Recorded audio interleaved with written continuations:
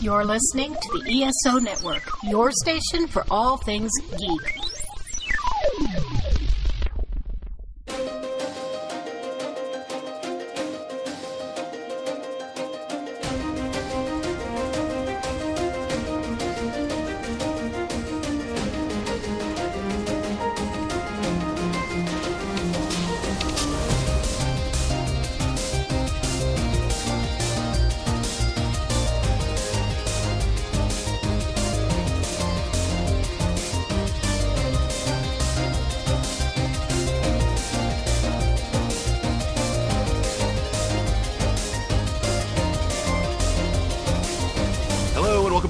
Cast, your ultimate answer to fandom, geekiness, and everything.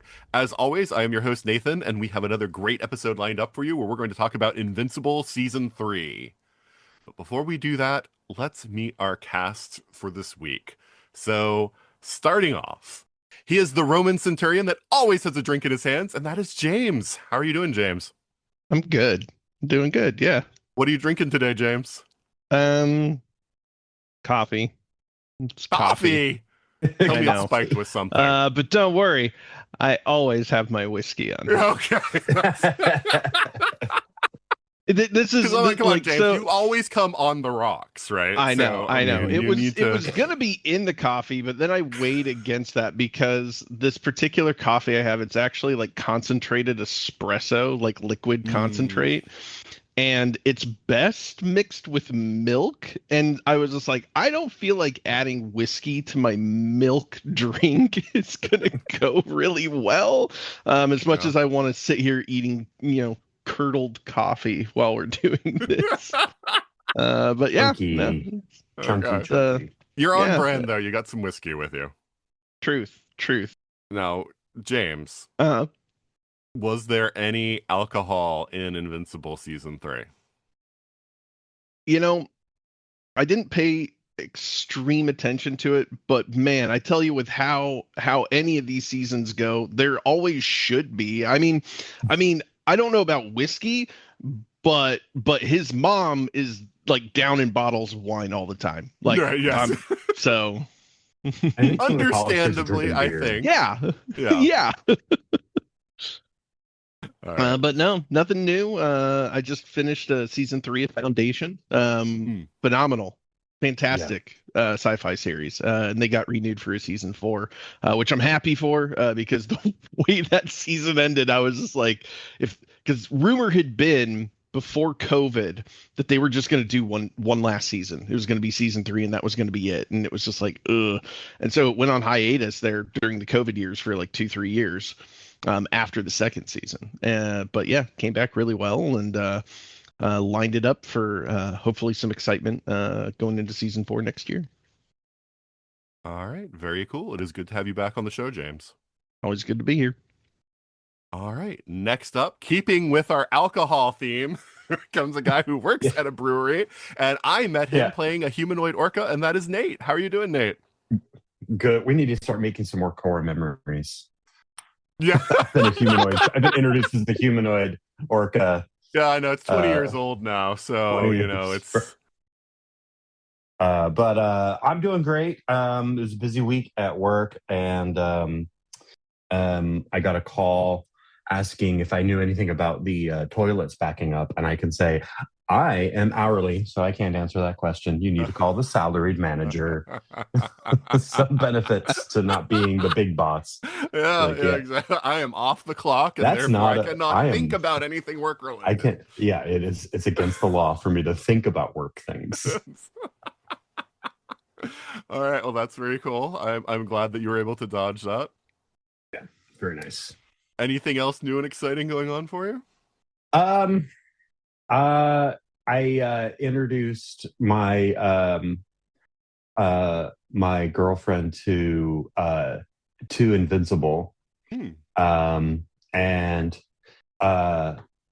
she was kind of like neutral on it. She was watching it. She was like, "Yeah, this is kind of cool." And then Omni-Man destroys the Guardians of the Globe, and she's like, "Holy!" I was like, yeah, this is how it is. So the beginning of this episode is not how the show goes. The show is this scene stretched out over multiple seasons. It's amazing. Yeah. It's just brutality over and over and over again. So Yeah, I it's funny because like I was basically told ahead of time what that was about, and so like I Mhm. knew going in that. But so to me, it's like that first episode feels fairly boring until the end because I'm like, oh look, Mhm. it's a Justice League knockoff, like like Yeah. okay, whatever, Ooh. and So it was kind of boring until, but I found out it's like 20 issues of the comic before that happens, and I'm like, Before oh you my even God, I get to can't that. imagine Yeah. reading that comic and just reading basically a DC knockoff series, and then finally getting like a twist in like the 20th issue, where I'm like, oh my God, like but yeah, I mean, they were very wise in the show, I think, to move that to very close to the beginning. Yeah, you need to get the twist in there at the Right, beginning. exactly. Oh, that's cool though that you're sharing it and Yeah, I mean, getting more people into it. Yeah. like the yellow sign of the King in Yellow and infecting other people. You must see this art and be changed. Yeah, because I tell you what, one of the things that I talked about last time when I talked about Invincible was the fact that I could not find women who had watched this show. Like, I found lots of guys who had seen it, Hmm. but I couldn't find women who had watched the show. So thankfully, I've now found a couple of women, but it is definitely a very big gender disparity. So it is good that you're introducing your girlfriend to this show because I think Yes. people see superhero cartoon. I think a lot of women are just like, I don't care, and yeah, I think this is art. And to be fair, it's not Hmm. just women, because I tried, Ryan, who's on this show a lot, like, because he's like, oh, it's a cartoon. I'm not really, I'm like, this is not like a cartoon, like you're This isn't a thinking of a cartoon. cartoon. Like, this is like one of the best written, like, Hmm. superhero series I've ever seen. So, Yeah. anyway, well, yeah. And I try to tell people, like, oh, I mean, this is Kirkman. Like, he did Walking Dead. And they're like, oh, the TV show. I'm like, no, no, think about like the first season of Walking Dead, the really good writing there. I know he was involved in all of it, but like, this is like that first season of Walking Dead, the TV show. Even if you haven't read the comic, like, it's really, really good. So, yeah. Well, it is good to have you back on the show, Nate. Mm-hmm. And finally, we have our DC expert with us to talk about something that isn't DC, and that is Cammie. How are you doing, Cammie? I am doing wonderful. I am really happy to be talking about Invincible because you didn't know any women who watched it. I didn't know anybody who watched it. Like I don't see like the people that like I know that like watch other things watching this. Now, granted, some of the other things I watch include but are not limited to the CW, The Bachelor, Love Island, and like the overlap, I don't know why, is just not there. Now, I can make an argument that there's like some common plot points across all of these things, but nonetheless, nobody was listening to me, so I'm happy to be chatting about this. And so, what are we drinking today, Cammie? We are drinking throat coat tea, which comes with like a little tag. You know how those tea bags come with like a little tag that has like a little proverb that's like supposed to be ancient, but like somebody definitely made it up in a factory somewhere. It says, "He who wants a rose must respect the thorn." This is allegedly a Persian proverb, and I'm drinking it out of a number one Funkle mug because I am, in fact, the number one Funkle. Oh my gosh, I want that mug so bad. You should get it.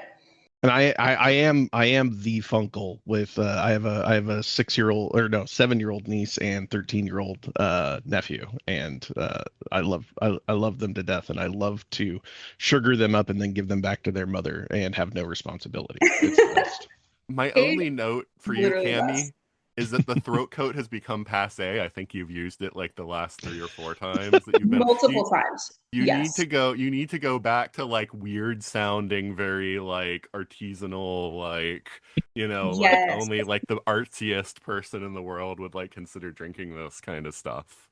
That's such a good point. And, the green sludge that I've previously drank that is on the tip of my tongue and ready to be consumed again. The reason I had to like super hydrate, I'm so glad you asked. I just came out of like an hour and a half advanced hot yoga class where like I sweat every single bit of moisture in my body out. I am presently a raisin. Most humans, I think, are supposed to be like 70% water, and I'm currently like 2% water.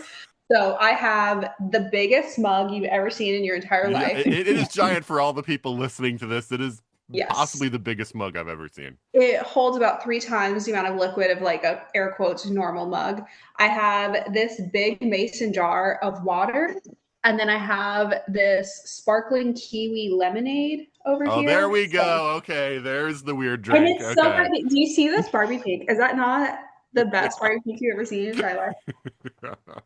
Do you hear the little tinkles? Love it. I ASMR did. moment. So over the course of this episode, I will turn back into like a human form. Okay. Yeah, I'm glad that you talked about like your yoga class sweating out and everything. You probably just like increased our views by like, 200%. So It's a great class. You should try hot yoga sometime if you've never tried it. 10 out of 10. You should try being in a room with a bunch of other people where it smells like hot feet. And wait, it doesn't smell. Okay, I'm going to say this. So I was going to say I'm going to say this respectfully. I actually don't mean this very respectfully. It doesn't smell bad as long as there's not a high proportion of men in the room. And that's not even me being like misandrist. No, it checks out. Like, obviously, I'm a misandrist. I hate men. That's my whole Yeah, shtick. Blah, blah, clearly. blah. As like a bit. But I'm telling you, like IRL, for real, the higher proportion of men in the room, the more it smells terrible. Scientists everywhere are baffled. I believe it. yeah. No, I no lies detected. So, all right, it's good to have you back on the show, Cammie. Happy to be here. All right, next up, you know what time it is? It's time for our 5-minute controversy. Yay! For those just joining the show, the 5-minute controversy is a way for us to loosen up before we talk about our topic and give you a little insight into how we feel about something going on in the geekosphere. So this week, what I wanted to talk about was some news that came down, I want to say 2 or 3 weeks ago, because originally there had been an untitled Marvel film between Avengers Doomsday and Avengers Secret Wars planned for July of 2027. I had speculation, in fact, I even had a bet down on what that movie was going to end up being. And they yanked that movie from the schedule. Now, there's all sorts of reasons why that could potentially be. I've got some suspicions there as well. And, well, I'll save those for when I get to go on this. But I'm kind of curious what you think. Do you think that this is a good thing for Marvel to, like, scale back even harder on how much content that they're putting out? Or do you feel like this is a sign that things are just really troubled in Marvel, that even after they had already scaled things back, they seem to be... maybe something wasn't ready that was supposed to be ready or something like that, like, is that a sign? Is it a negative sign? So, what do you think, James? I think I've been worried about Marvel and its trajectory for a long time. And this doesn't give me inspiration for hope.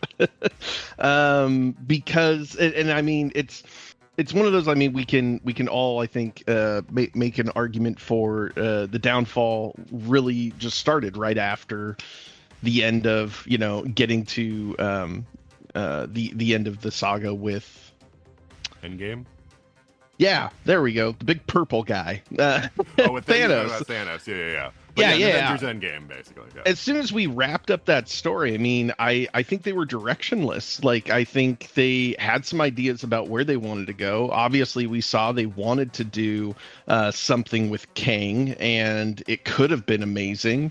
I still think they should have just recast Kang. I think they should have absolutely just moved forward with that.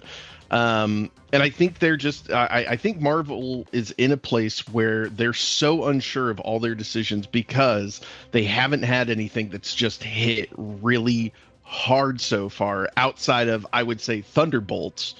And it's just kind of, and so I don't think they know what to do because there's no more world building to do. We know who all the heroes are.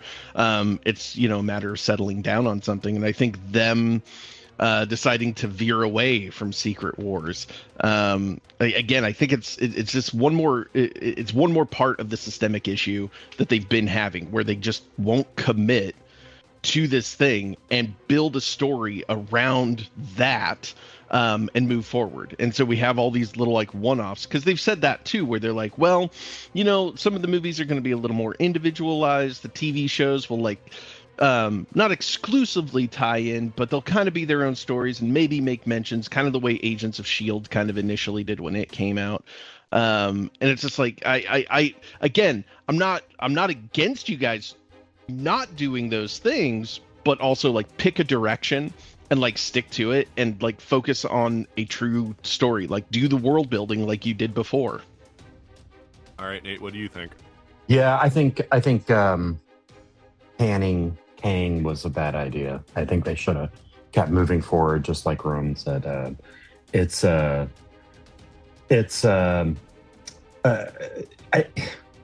Marvel is that really smart kid in high school who never did their homework and kind of just like crammed at the last minute.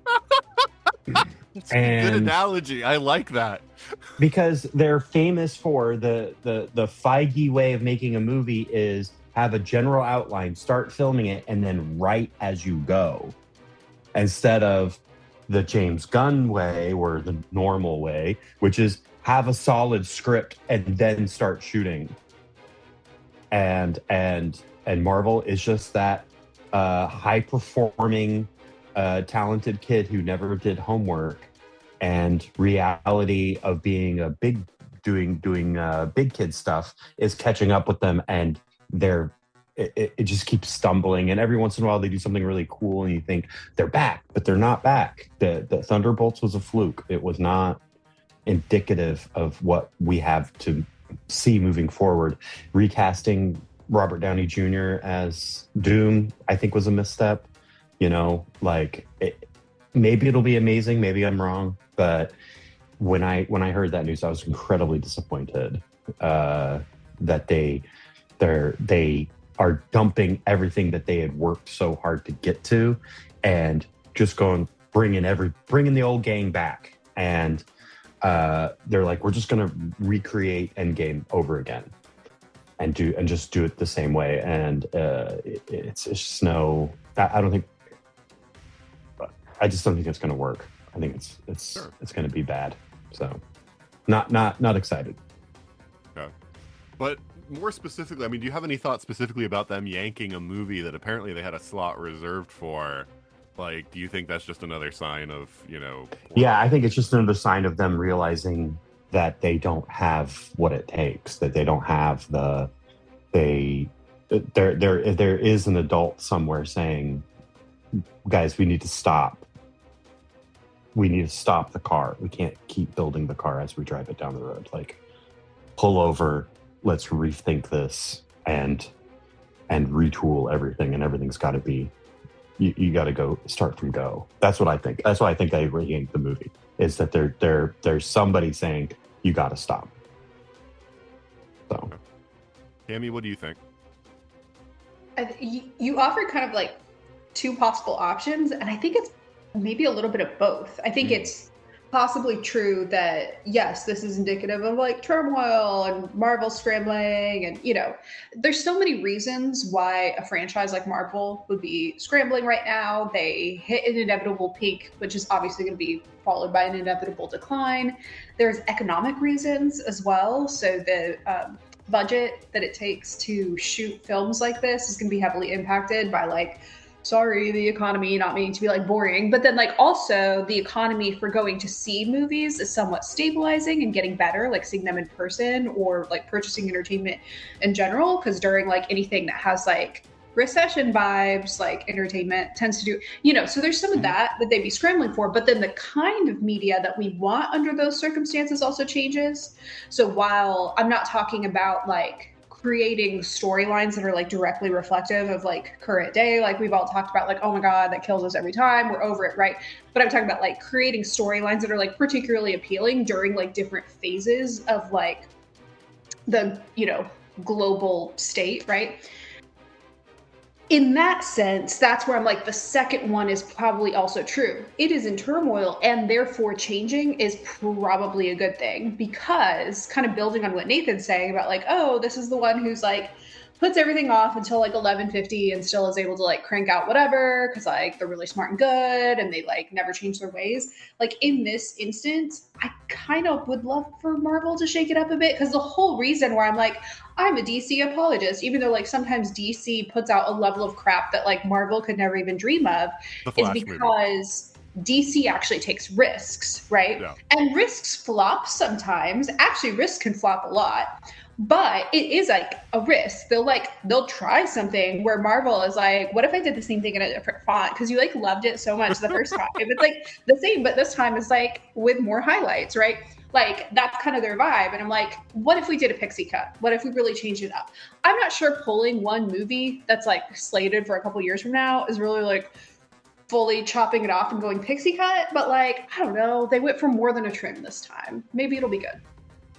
Yeah. So my thoughts are a little mixed on this one too. So on one hand, I feel like they've already cut things back a lot. All right, so to me, I think that Marvel has learned the wrong lesson from their poor performance. They keep saying we have too much content and we need to pare it back. And while that might be somewhat true, I feel like the thing that people most want about Marvel, the thing that it made its money on and its brand on early on, was the interconnectedness of the stories. It felt like everything lived in the same universe. One of the big issues that we've heard after Endgame with all the various things that they did was nothing's connecting. Now, I defended them during Phase 4 because I said, yeah, but they need to establish new characters who wouldn't necessarily all be like together yet. And so to me, like Phase 4 and early Phase 5, I was like, they're branching out and then they'll bring it back together. The problem that we've been seeing is they're not really bringing it back together. Ironically, the one project that I felt did the best at trying to bring things together was Captain Marvel, the Marvels, which, started bringing Disney Plus things and Captain Marvel's story together and threw in a little bit of multiverse X-Men stuff at the end and was kind of like, oh, I can see they're finally writing this ship. They're going to bring it all together. And then it's like been kind of like askew again, where it's been like, okay. And then Thunderbolts also did horrible, even though it was another project that was trying to bring things together and have characters interact who had never interacted before. And it was just kind of like, guys, this is the ones we want. But I think what Marvel is really like, they've engendered so much mistrust in audiences now that even when they're doing the projects people say they want, they're either A, not putting it out front and center that this is a thing that is going to do what you want, and B, like people just are too hesitant to give it a try. They're like, it's so easy to just wait for it to show up on Disney Plus and I can watch it then, because from what I understand, Thunderbolts did gangbusters on Disney Plus, but people weren't going to see it in the movie theater, and so that's a problem. So, but I think what they're thinking is somehow less always equals more, and that's not true. If you cut back because we're already complaining about things like, why hasn't Moon Knight showed up again? And the less content you have, the less capability there is to do things with those characters that you've already introduced that are going to age out. People joke about Young Avengers, that they've set up all these Young Avengers characters who are going to be in their 30s by the time we actually see them doing anything. And it's like, is that not quite so young? Avengers, though, they're collecting retirement Avengers. Like, what is this going to be when they actually like do something with them? So I think that's so I do worry that this was a decision to cut. But the one thing I will throw in, the one caveat I will throw in, is this announcement that this movie had been pulled came days after Trump announced a 100% tariff on movies made outside of the United States. And Marvel, famously, now they said it was for cost reasons. I think it was because of political reasons. But either way, they moved out of Georgia, where they had been making all the Marvel movies, to London. So like the two Avengers movies, which were way too far down the pipeline for them to like do anything about, those are being made in London. New Spider-Man movie that's coming out next year was made in London. And so I think what they decided was that this other movie that they were planning on doing wasn't worth it, because I think it was going to be another build-up movie.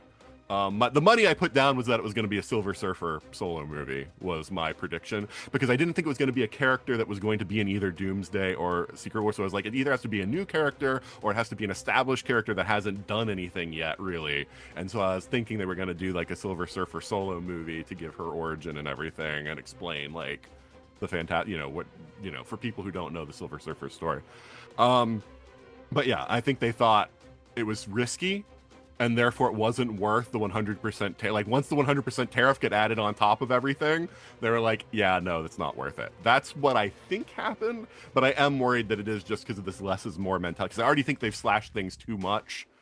Because looking at what's coming down the pipeline, yeah, it's great that we're finally getting a follow-up on Vision in 2026 from a TV series that came out in 2021, where we've been wondering what happened with Vision for 5 years. That's great, Well, guys. But if it's always a 5-year gap now between like the payoff for like things that you've set up, I think that you're going to lose audiences who stop caring because you're not following up fast enough. So there are all sorts of things, and you can listen to any of my generic Marvel discussions episodes to find out more of what I think Marvel needs to do. But yeah, I'm worried. But I think in this case, it might just be because of Trump. You know, it's Vision went and he needed to discover himself, so he got a social security card, and now it's been a long enough period of time. He's collecting his social security. He's just kicking back on a beach somewhere. Yeah. Anyway, we'll see what happens with Marvel. I'm really hoping after 2027 they figure this out, and we get a plan, because I think that's what they need, is a plan. And the plan isn't just bring back Robert Downey Jr. I like Nate. I'm still disgusted by that. Everything's better, guys. RDJ is back in a different role, which of course we're gonna milk, because I'm sure the mask is gonna fall off at some point, and people are gonna be like, Tony. So it's a totally different character. Anyway. Yeah, but we're not going to have that moment. The actors are going to have that moment. The characters are going to do that. That's my problem. Right. Like, I want to have that moment, but I can't now. Yeah. All right, but that's been our 5-minute controversy. Yeah. Like we mentioned, we're actually talking about Invincible today, so we're going to move on to that as soon as we pause for a moment for a promo from another fine podcast. We have a weekly podcast called Earth Station Trek where we talk about Star Trek. So we'll go live on Thursday evenings on YouTube, and then it's available after the fact as a podcast, either talking about the latest Star Trek episode or a legacy Star Trek topic. We have been doing this podcast for 4 years now. This is the first true Earth Station Trek live panel. This is so exciting. Yeah. This is a milestone. Hi. Your mics are really loud, and we're doing the panel on the other side. Oh, no. Okay. Okay. We'll be quiet. Okay. Thanks for coming. Thank you for being quiet.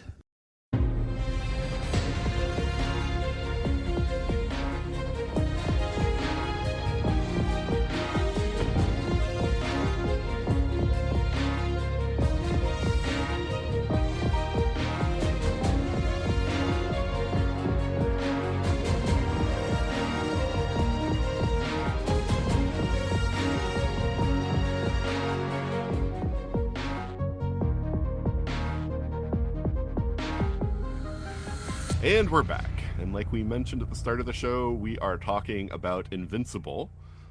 So I'm curious now, because none of you were around when we talked about Invincible seasons 1 and 2, how you came to this show. And Cammie, you already kind of front-loaded us with the fact that you don't know anyone else watching this show. So I'm really curious how you came to watch this show. So yeah, what's your story?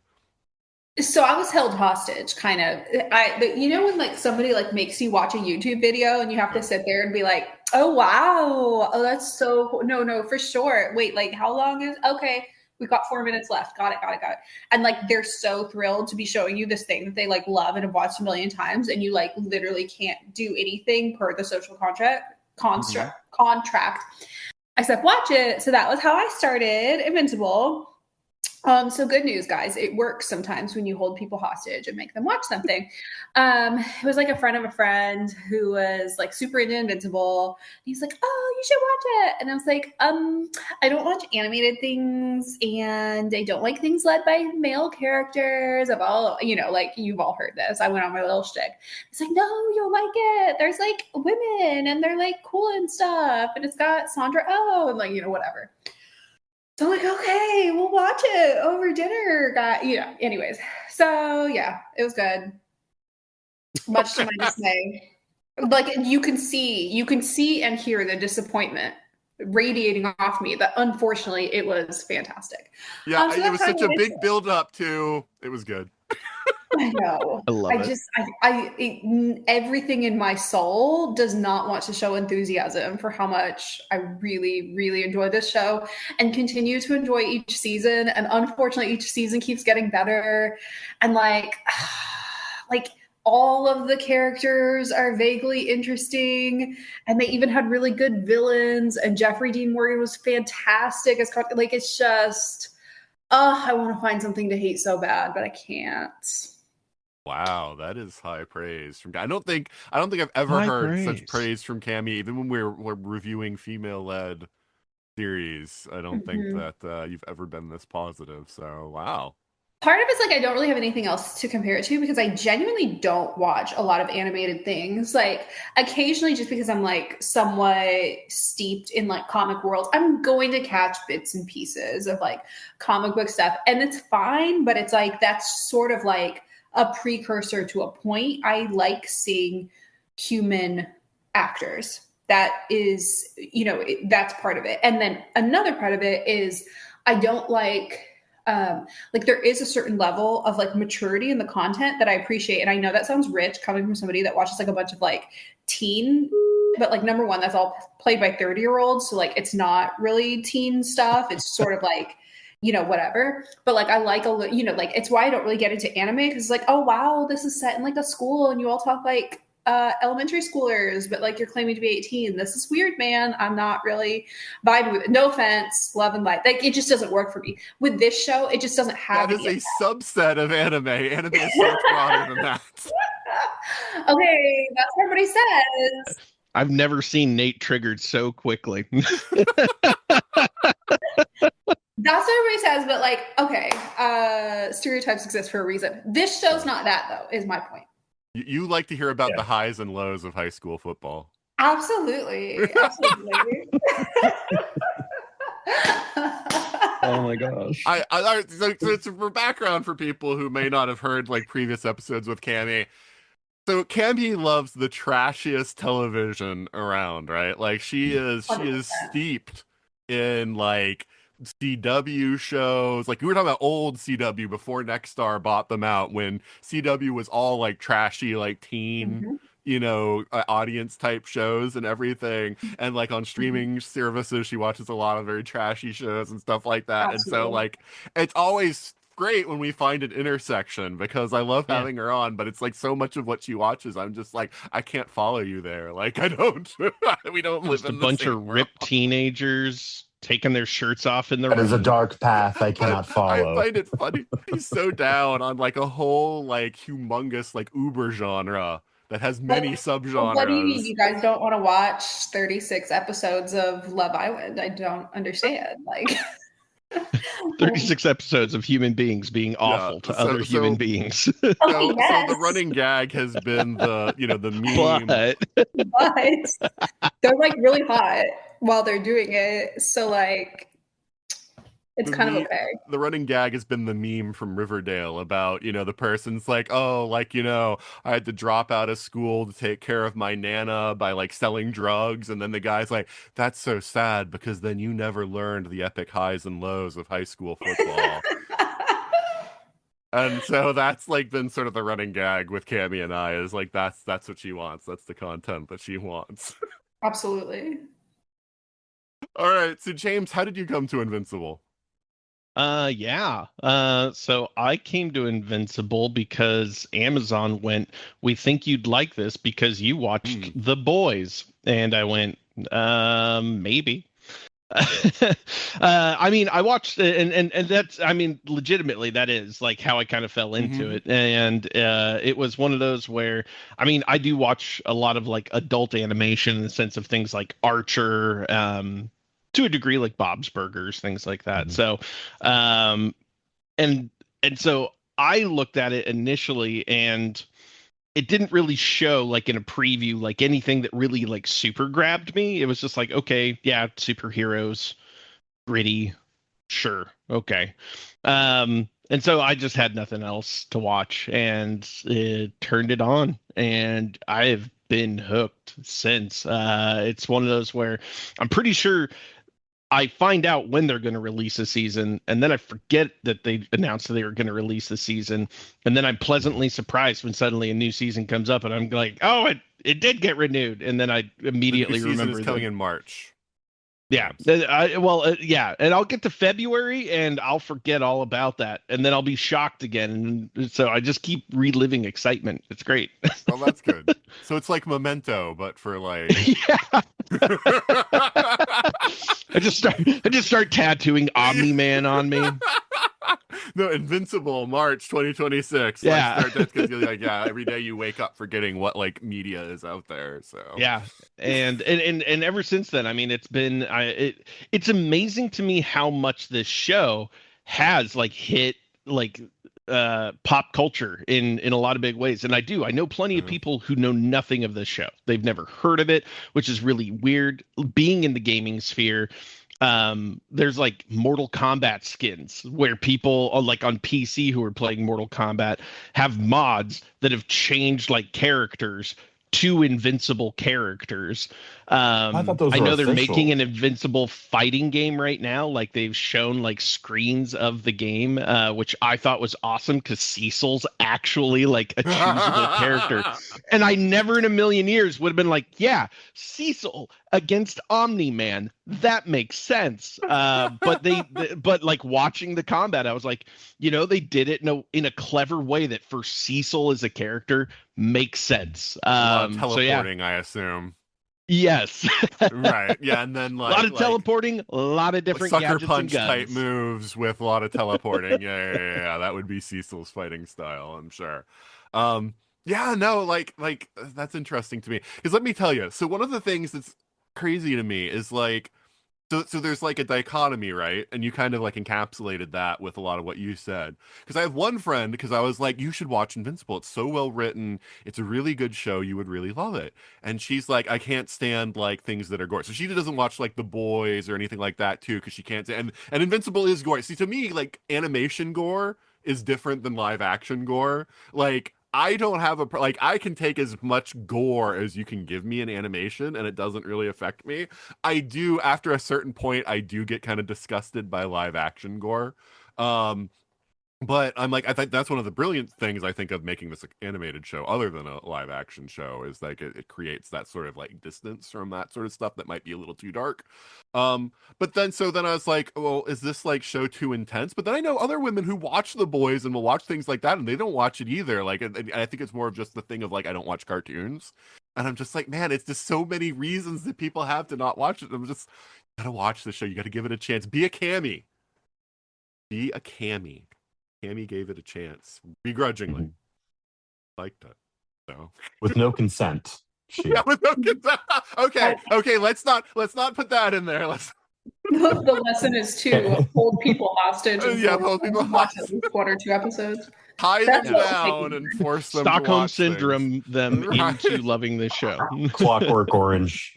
Yeah, because with Beth, that's also the problem with Beth is that Beth won't do the gore. Like, yeah. And that was a thing I knew, and I even talked to her about. I was like, "Hun, this show, it's an amazing show, amazing characters, like amazing plot, like it's well done, like thought out, all of that. But there's a lot of blood and a lot of like, you'll see people's internal organs. She's like, I just can't. Like, she's like, I don't even want to try. And knowing how upset she might get, like for like days, like I was just like, it's not worth it. She can't even like think. Maybe I'm like, I'm not gonna. But yeah, Nate, how did you come to Invincible? So there's a podcast I listen to that I've been listening to for it's going on for like 20 years now. It's called Geek Show Podcast.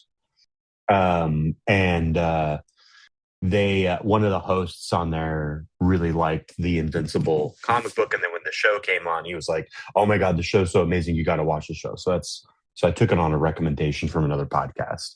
I never read the comic book, but yeah, just from the end of the first episode, I was hooked on it, and I understand the limitations of animation and the production and their budget and stuff, but I'm always impatiently waiting for the next season to come out. Yeah, I mean, it's funny because it's like we all talk about how it's hard to find other people who watch this, but obviously it's doing well enough that it's been renewed. And I think it's now renewed through season 5. Like season 4 is the one that's dropping, and I understand that there's a season 5 already greenlit. I believe I didn't confirm that before this, but I believe that's what I heard. Is that they have the next 2 guaranteed? So I mean, so some people are definitely watching it. I just don't know where they are. and I think they're rewatching it too, and I think that Amazon Prime has a different calculus than Netflix. In terms of renewing shows, and I kind of, as much as I hate to give Bezos props. He really is his video service is greenlighting a lot of shows that I like. So I am paying him money to watch the shows that he's making that apparently he likes too. Like he really wanted to make Rings of Power and all that other stuff too. So, yeah, I really like the way they're rolling these seasons out and compressing some of these very complex stories in a comic book. It's working out well. Yeah, I don't know. Prime has done some weird cancellations before, like The Peripheral, which they renewed and then canceled.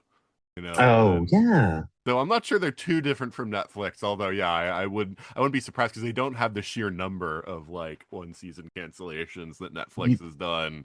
Yeah. Paper Girls was another one that hit me that I really liked, and I really hated that they canceled after one season. So Cammie just put something in the chat. That why don't you just say it out loud, Cammie? Since we're since I'm noticing it. It's very long to read, and I can't read it while I'm talking. Sure. This is just kind of harkening back to the aversion to gore. And you pointed out that for a lot of us, kind of myself included, when you're seeing animated gore, maybe it's a little easier to process.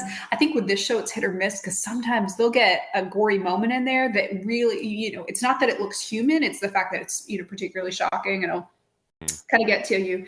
However, one thing that they do consistently every season, every episode in which there is some kind of gore is that they'll use either narration or dialogue or sound during those moments so you can follow the story even if you're looking away. It's clearly a very intentional choice. It's a pattern. Once you're aware of it, you're going to see it anytime you're watching one of the fight sequences or Oliver is getting pulled apart in half. There's going to be narration right before or right after or during that is telling you what's happening. Maybe it's not in intense detail, but to where you know where the scene is. You'll also have really clean sound breaks at the beginning and end of that, so you know when the gore is off screen and they're doing something else.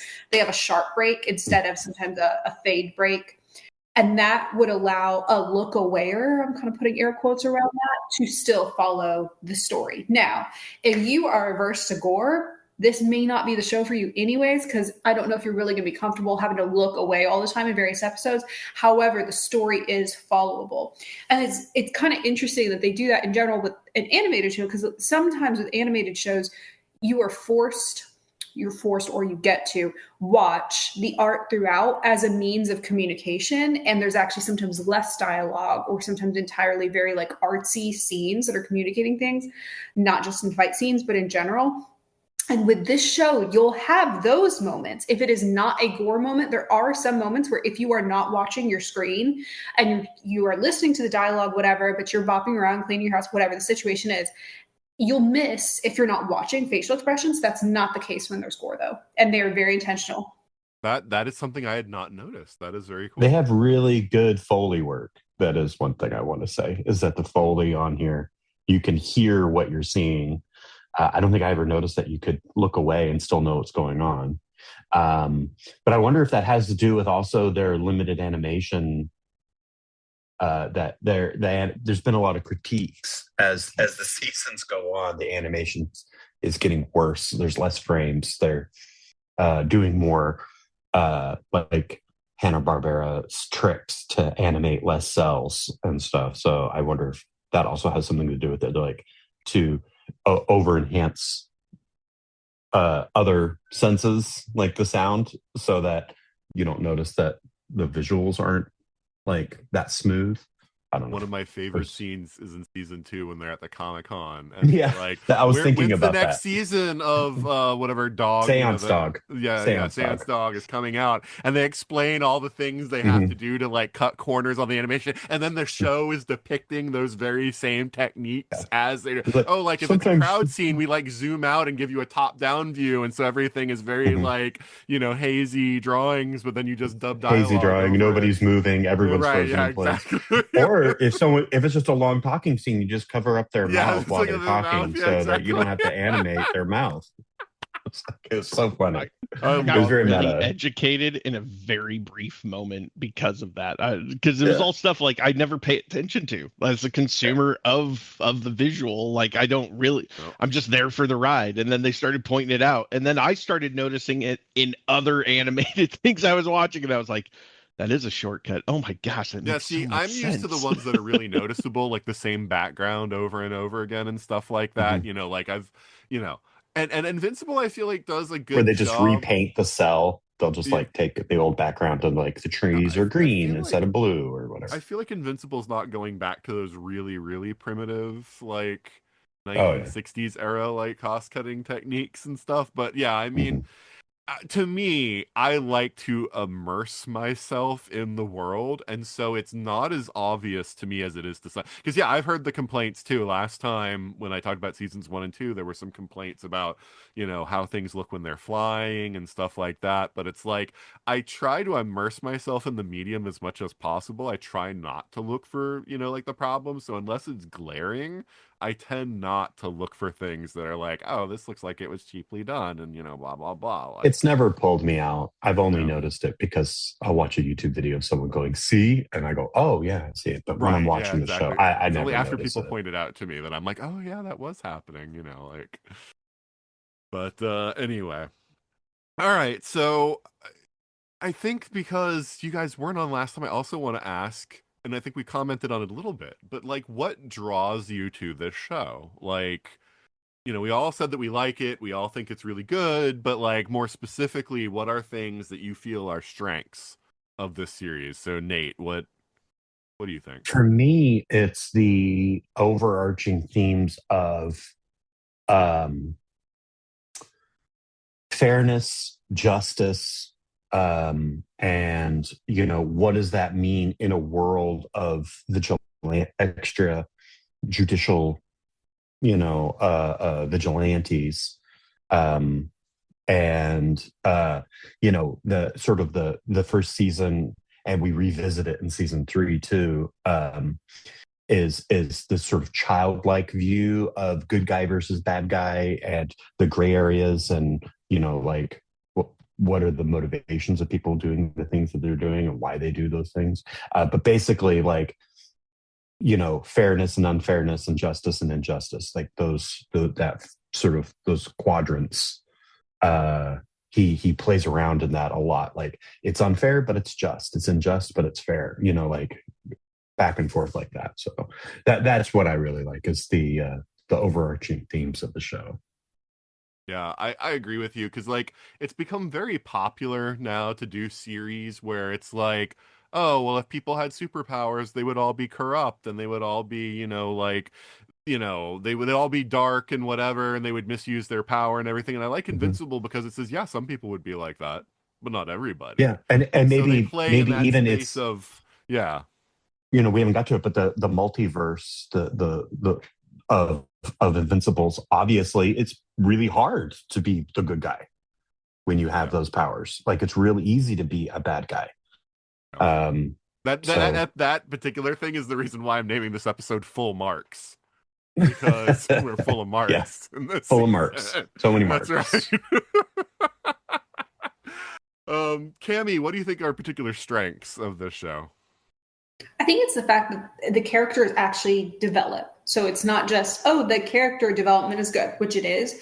It is the fact that it actually moves forward at a fairly rapid pace. Considering the number of episodes per season, considering the fact that we are only now at season 3, and the fact that we already have a superhero who went from, we were frequently seeing him in literal school environments, and also he would be kind of a fish out of water at times in there too. He would be childlike at times in there too. And now he is presenting as an adult and behaving as an adult. It's why I picked the Funkle mug. He's kind of giving Funkle a little bit when it comes to Oliver this season. He is, having a real grown-up job. He is having real romances. He is interacting with his parents as an adult, like still their child, but as an adult. Mm-hmm. And I think that, and then extrapolate that to all of the characters as well. Beyond the season, the Adam Eve little side blurb. Yeah, we can talk about that also. That's special. Yeah, I mean, that's part of it. Yeah. With that, you see as well, you see this background for her, you see some character progression for her that even though, she's not necessarily, especially in seasons 1 and 2, she's not the primary screen time necessarily in comparison to our title characters and associated family.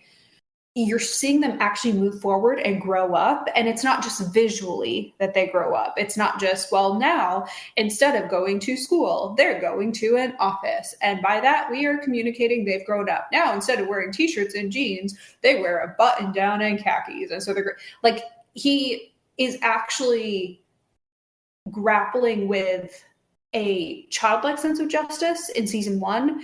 And now in season 3, he's grappling with a more adult sense of justice. It's not, a very common, especially in like serialized television superhero is, are you going to kill or are you not going to kill? Right. Yeah. And once they kill, that is sort of a turning point, and that storyline's over now. The ethics of morality are now gone, which is not very adult or complex at all. And with Invincible, we're actually seeing him kill and then still grapple with when he's going to kill, still hesitate, still choose to and choose not to, and try to do it based on some kind of ethics. Whether or not, as a viewer, you share those particular ethics, you're seeing him encounter that as an adult. So the fact that the characters are actually moving forward and they're not making us wait forever to do that, I think really sets this apart. And it's different than just, oh, this is a complex character because his mom's like this and his dad's like this. So he comes from 2 worlds and that's 2 layers. So there's complicatedness. You know what I'm saying? Yeah. Oh, yeah. I mean, if you had told me even during season 2 that I would like Rexplode, I would have called you a liar and stopped talking to you. But, they did the work. They did the work. Oh, we're going to get there. Better yet, Rex did the work. That's true. Yes, Rex did the work. And James, what do you like about, or what do you think is particularly strong about Invincible? I mean, a lot of what's already been said. I mean, the thing about the show that is just that it's something that like I found I really loved, having never found it in a comic book before. And so to explain that, I've grown up watching, reading Marvel, DC, anything in between that kind of, struck me as interesting, and so it was, but like through that, it's always just that. It's the constant dynamic of like the hero, the villain, good and evil, really plain as day. Superman is inherently the paragon of good. Period. Like that was always the representation for such a long time. Omni-Man may take the Superman role in the story, but he is not Superman. Well, and so it was like, and we've done the DC like Elseworlds kind of like stories of like, well, what Injustice. No, it was the one where Superman landed in Russia instead of in Kansas. Red Sun. So it was just like, yeah, like if he had a different background, right? And it was just like, but it was that what if. And that's what I really like about Invincible is it's not there are, once you start exploring like the Mark multiverse and all that, there is a little bit of that what if. But this show by and large is like the what if is always happening. It's part of life, and I think that's what makes these characters really relatable. Is they're relatable. They're people. They're regular people who have powers. Mm-hmm. And it's just like and so regular people were messy, were complex, relationships are complex. Navigating like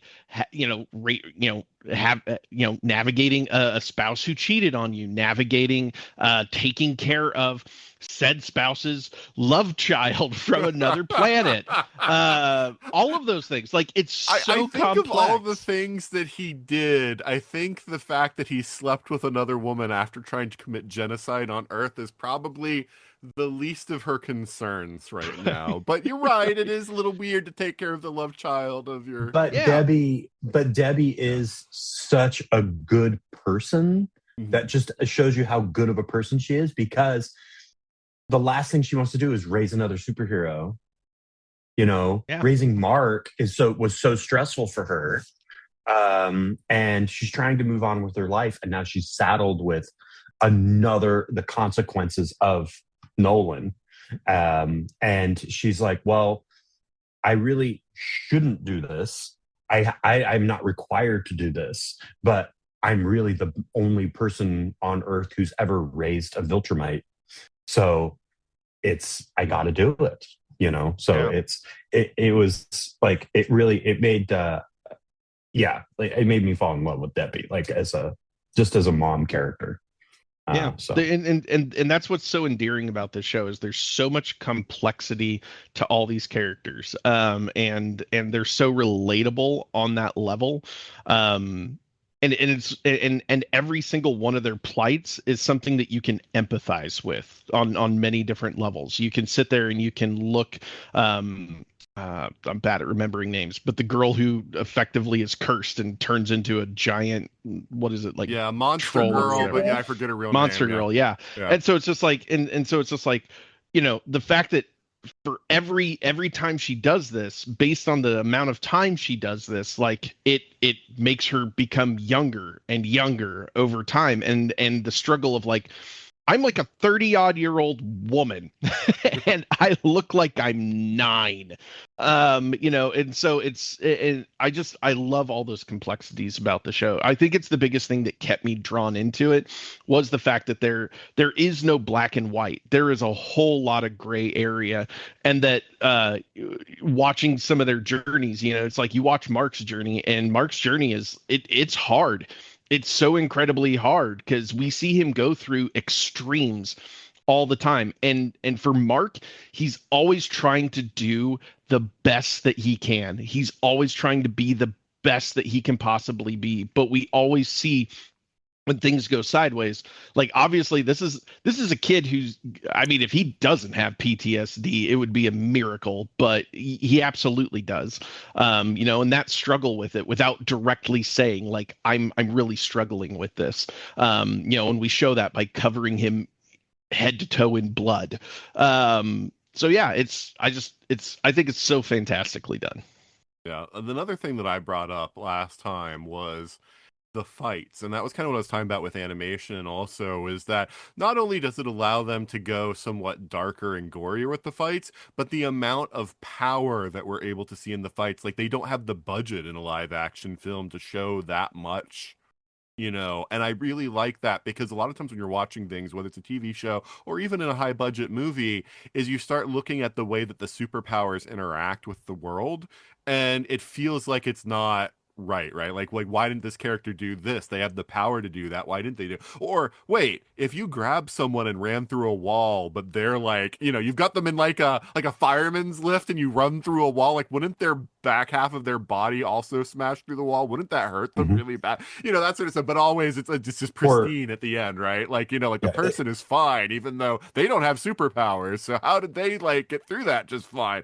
This show really does the consequences of all these powers, and they use them logically, and they think about all the possible spin-offs of, yeah, you think you're doing a good thing by rescuing that person, but you've got super strength and you just tried to like pull them out of like rubble that like, so you like rip part of them off or whatever because they're pinned, and you just like, oh God, I got a leg, like stuff like that, where it's just like, it's messy and it's gross. And if you, as the person with the power, don't really think through the ramifications of what your power can do, which is hard to do in stressful situations, like you might end up hurting people or doing things accidentally and whatnot. And I love like just how well both that it's thought out and how much they're able to show, just because there's the limitations on the visuals are not there like they would be in a live action, kind of show. Well, there isn't always like a convenient space of like, hey, we should take this fight somewhere where there aren't people. It's like, no, there's people everywhere on this planet. And inevitably there's going to be fallout. There is going to be collateral damage, and how they respond to that collateral damage, their responsibility in it. I love the tie back because it felt like it kind of came out of nowhere. And that was when Mark's mom is finally trying to like move forward in her life, and she's found like this grief group and she meets, this guy, and they really start hitting it off, and it's just like, you know what, good for her, finally, like, good for her. And then it comes to the revelation of, like, her husband was Omni-Man, and her husband was responsible for the death of this man's, like, family, and once he finds that out, it's irreparable. It's something that he can't move past by any means, and rightfully so. But it sucks that, like, she's held for the responsibility. It's just like, how could you be married to that monster? And it's just like, but she didn't know he was a monster. So it's just those layers. There's all those psychological layers of this that I just love, because everybody is struggling. Nobody has it easy. One of the things that amuses me to no end in this show, I realize it's kind of a side tangent, is the fact that we have all these aliens, but their names are so prosaic, right? Like, we have Nolan and Alan and all these things. And I love that, where it's just like, he was like, you know what, screw it. I'm not going to have, like, weird alien-y sounding names. Like, they're going to have, like, regular, they'll maybe spelled different. So if you look at it, Nolan and Viltrumite is like NAWL-AN, so it's Nolan. But it sounds enough like Nolan, for us to just use that as, like, what we're saying. And so he's just like, I'm just going to make them simple names that people can just pronounce and everything, and not make them like Bersergonite, or things like that, like, it's an alien sounding name. So I love that. But let's get into, like, some actual meat, especially of season 3, because that's what we're trying to focus on. Since we've been talking about Nolan, we have the prison break, with Alan, and Nolan as sort of like having, like, a buddy relationship and everything. And I feel like that we're going for a Nolan redemption storyline. That, both with that and some things that were happening in season 2 also. Do we feel like this series can get away with a Nolan redemption story after we know he's, like, genocided other worlds and tried to do it on Earth? Is there a way back here? Cammie, what do you think? Okay, your question makes me think of a comment I think Nate made earlier, where he was saying, like, okay, Omni-Man, maybe he went and, like, slept with Bug Lady, but it's worse that he committed genocide. So I'm sure that's, like, the least of Debbie's worries. However, the way the show, which is fair, right? But the way the show presents it is, there are, for example, there's fates worse than death. There are things worse than murder, right? This is an adult show and we're thinking in adult ways. And with that, specific example, it's like, is Debbie most off put by the fact that her husband is, like, a mass murderer? Or is it also the fact that, like, we can heavily infer that he is, a lying, cheating, blah, blah, blah, all this other stuff, even prior to the whole, like, insect wife situation, right? He is just not a good person. And so it gets into this idea of, whatever you think the worst thing a person can do, that ethically may be the worst, but the worst thing they can do in a fictional show is be off-putting. So when it comes to anybody's redemption arc, no matter what they've done before, generally, even if it involves murder, if this is an adult show and we can present this character as no longer off-putting, for example, what they did with Rex. At the beginning, it wasn't like Rex was ethically the most bereft person. There were villains worse than him. He was just somebody on the hero team who was off-putting. Right, and he by was a making slime him ball in his character, but he wasn't a bad like, he tried to help people. He legitimately was courageous and tried to help people. Exactly. But, with somebody like him, where he is off-putting at first, he has to first stop being off-putting in order for us to root for him as a hero. Whereas if you have a villain who is, they seem to have you can think of all of the instances in which, on this show or off of this show, there are villains that people will, like, generally root for to get redemption arcs. It's not because, they killed people, but they haven't broken the magic number of, like, 100 people or whatever the situation may be. It's because they're just not off-putting. So anybody, Nolan and fill in the blank, anybody else on this show can have a redemption arc, just depending on how they're written. Okay. James, do you agree with that? Yes. But okay, I thought that was just gonna be your answer. Is yes. No, Move on. I agree with it on a mass audience appeal level kind of thing.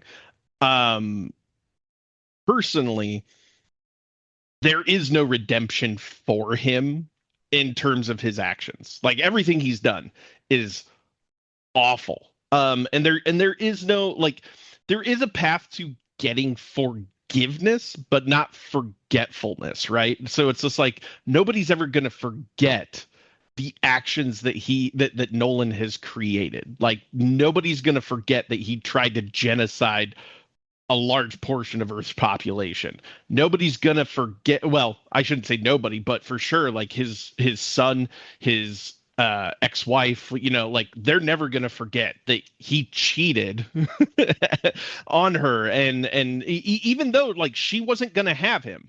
And I think that's like where he like made that make sense in his head was like, I don't need to go have a legal divorce because she's going to rebuke me. I know she's going to rebuke me.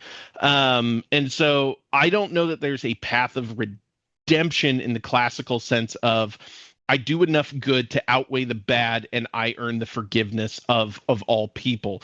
I think his story of redemption, I think personally where it's going to go is I think he's going to make the heroic sacrifice, but not for the people, for his family. I think that's where his story will eventually go is it'll come down to Mark or another Viltrumite or something like that, and he will put himself in harm's way to save his son, because no matter what, he has made that extremely clear to Mark that regardless of the actions he has done, regardless of how Mark feels about him, Mark is still his son. He still loves him. He still cares about him, and he wants the best for him. I like this direction of the story where he's been on this prison barge for long enough with Alan, which Seth, come on, man. Like, I don't know what you're doing, but like everything you do outside of like direct movies has been so great. Like his writing, his contribution in voiceover, like it's so good. It's what made Alan great. I was like, but it's this whole, like, they've been having this psychic conversation for months, and Alan has been like slowly but surely like breaking him down to kind of seeing like maybe the Viltrumites aren't great and maybe we need to do something about this. And like if you want to earn any kind of path of redemption for your family needs to be your priority. And Alan really pushes that forward with Nolan, to where we see like this leads to, okay, fine, I'm in. Let's get out of here. And we'll figure things out from there, kind of thing. Yeah. Okay, Nate, what do you think?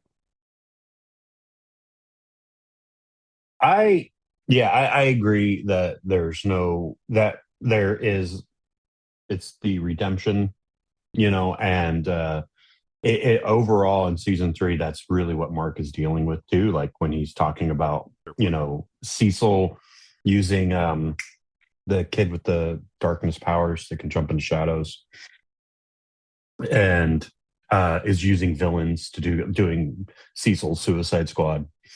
And Mark having a problem with that. What Mark's really objecting to is not really what Cecil's doing. It's really, should I forgive my dad or not? And he's doing that with his brother, with Oliver, because Oliver is like sort of a sociopathic Viltrumite himself. He's like, I'm strong, so why can't I just do what I want to do? Why can't I just kill too? And he's trying to, in a sort of in Mark's limited way, explain why you shouldn't kill people or why you should care about, those collateral damage and stuff. Where Omni-Man, where Nolan did a better job of teaching Mark how to do that we see in the first season, and then Mark tries to teach it to Oliver later. And so Mark's, dealing with all that. I mean, do I personally think there's a redemption for Nolan? No, I don't. I think that in the end he can't come back to Earth. He can't. Maybe he can. Now his relationship with Debbie. I mean, I know what happens with them and Debbie later on in the comic book, but I don't know if they're going to do that for this show. But I don't think there's any way he could come back to Earth, realistically speaking. Like, it just doesn't make any sense story wise. Yeah, I it's one of those things where it's like kind of to Cammie's point, like I understand he's not off, and fairly for most of his screen time, even in seasons 1 and 2, like Nolan comes off as very personable and very, nice. It's only in like when he's killing the Guardians of the Globe, and then we see like the few times when he's worried because he knows that Cecil or Debbie are looking into things, and you can tell from his facial expression that he's not happy. And then finally when he basically comes out, and fights Mark and everything and all that stuff, Yeah. that he's ever depicted as bad, right? And only in those circumstances. But for most of season 1, and definitely in his appearances in season 2 and season 3, he's shown as, being someone who's trying to be helpful and whatnot. So I get the idea of, and it's J.K. Simmons, okay? Like, yeah. And one of the things we talked about last time was the fact that this show has done such a great job, because there are some things like, certain times when, say, for instance, Disney pulls an anime like movie, like a Miyazaki film or whatever, and they'll dub it over, and they'll just be like, who are some big names, and they'll just throw big names at it regardless of whether or not they make sense for the character. It's just like, this is a big name that we can tout as dubbing, this for this movie. I feel like every single character was like hand chosen for the actor that would give the best performance for that actor, for that character. It seems like it was meticulously planned out as to which actor went with which character so that they would give the best performance. But anyway, J.K. Simmons is great as Nolan, right? So he does a very good job working on multiple levels and all that kind of stuff. So I get that. I want Nolan to succeed because I feel the regrets that they have given us in season 2 and season 3, despite him saying that he felt like Debbie is a dog and, is no different than a dog or whatever. Like, I love her, but not like the real love you have for a person. It's more like for a pet or whatever. But then it's like, we get the I miss my wife, line, later on and stuff like that, where it's like, it's clear that even though that's what Nolan has been raised to believe, it's not like the way he feels anymore, and it's been like a guy kind of going through the motions. It's kind of telling. They haven't explained this yet, but in season 1, if you recall, something that I noticed right off the bat is when Mark reveals that he's finally got his powers, Nolan seems disappointed at first. And I wonder if the reason for that is Mark developing powers meant that the Viltrumites were going to give increased scrutiny now, which meant that he knew he finally had to kick off the genocide plan, which I don't think at that point, after living on Earth for 20 years, I think he had kind of like been like, I kind of like things as they are and I don't want to do the genocide plan. I almost feel like it was regretfully that he went into that. Now, he still did it. It wasn't like he was like, no, I'll resist you, Viltrumites. We will put up a resistance. But I do feel like that regret is going to factor into this. But yeah, I don't want the show to ever make it like, Nolan's good now, so it's okay. Like, all is forgiven, Nolan, because, the fact of the matter is he did have a choice, and he did choose to try to do the genocide plan. So yeah, I mean, ultimately that is the thing I think he should be judged by. Because much like James, I feel like the sleeping with the other woman was kind of like, he kind of figured he was divorced anyway, even though he wasn't, formally divorced. So I feel like that's not as bad as, it could be if it's just like, oh yeah, like while he was married to Debbie on Earth, he was sleeping with like tons of women or something. Like that would be like a different kind of like. I don't think this is the kind of show where like redemption even means somebody is good. I think there's very few characters on this show that would maybe self-identify, for lack of a better way to put it, as like inherently good. Mark might be one of the only ones, or at least he wants to be, right? But even somebody like Debbie, who we're all sitting here being like, this is an angel, it's been very clear. We saw particularly some moments in season 2 where she struggles with her own ethics and feelings and He's always anger. one drink away from killing Cecil. Yeah. Yeah. Which once upon a I time, will cut you if you come into my house she- again, Cecil. She just smashes the bottle on the countertop and slices his neck open with a jagged wine bottle. Yeah. Once upon a time, I thought she and Cecil were gonna maybe get and stay together. I think they would be a interesting pairing. Anyways, who said that? Even I threw up a little in my mouth. It's fine. No, it's fine. You just consider the potential like kind of hate chemistry. I don't know. Let it percolate. I think even the best characters where we would feel that they have strong ethics question whether or not they're good. And some of the ones who really should be questioning whether or not they're good are certainly not. But I just don't think it's that black and white. So if you think of like your kind of traditional knights around the table type show where there's the heroes and the villains and whatever, and maybe somebody goes dark, but then they have a true redemption and they're accepted back into good graces. I don't think that's what a redemption would look like in a show like this that wants to play in a very realistic gray. So redemption in that sense for Nolan / Omni-Man would not be, oh, he is good now, right? And the family's all back together and we're opening presents under the tree at Christmas morning. That's not what redemption would look like. Dying to save folks, showing in some way, even just to the audience, if not necessarily to the like humans or half humans, that he has real feelings or didn't want to do what he did at points, or some of them, or maybe he wanted to do some of the bad things. He didn't want to do all the bad things. That's a step towards redemption. That is a redemption arc. Does that redemption arc take him all the way over to being a hero? No. But you can go partway on that journey. And I could see him going partway on that journey, probably dying at the end in some way, possibly going a little ways on that journey, disappointing everybody, taking a loop back down around and becoming worse, right? Certainly. I just could see it going that direction. They really like to not have the baddest bad be completely bad with no possible redemption. In fact, Conquest was one of the only characters where I was really surprised at the end where he was like, because throughout I was like, oh, okay, maybe there's something that not good there, but maybe some sort of like heartbreaking rationale or some like tragic backstory, something there that's like, this is why I am the way I am, but I don't want to be this way, blah, blah, blah, that kind of thing. And at the end, he's like, actually, no. And I love all suffering. And that's like the best thing ever. And I just want to be like super, super clear in case anybody was wondering that I'm bad and I love being bad and I love killing and it brings me joy. And he like really hammers that villain monologue in your face.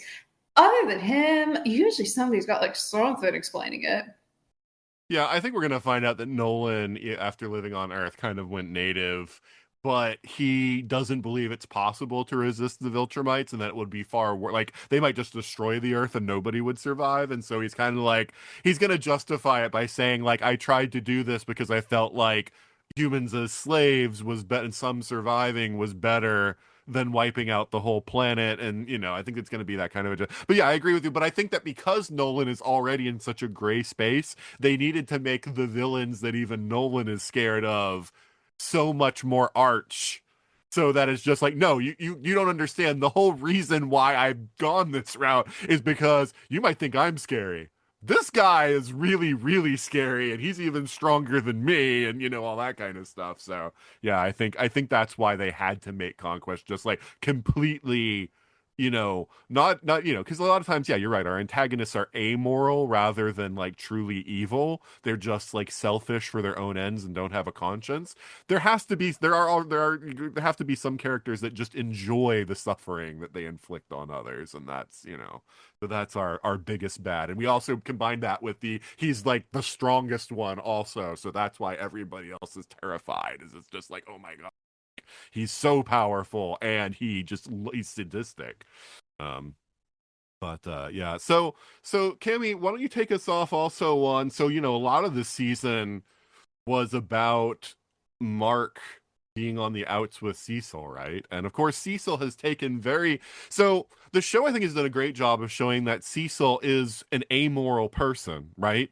Cecil does not have compassion in the sense of like a traditional sense, but he has sort of like a globalist view of, if I am protecting humanity, any horrible thing that I do in the service of protecting humanity. And, we never question that. We never question that Cecil wants to protect humanity as a whole. And, and he's never going to do something that is harmful or he believes to be harmful to humanity as a whole.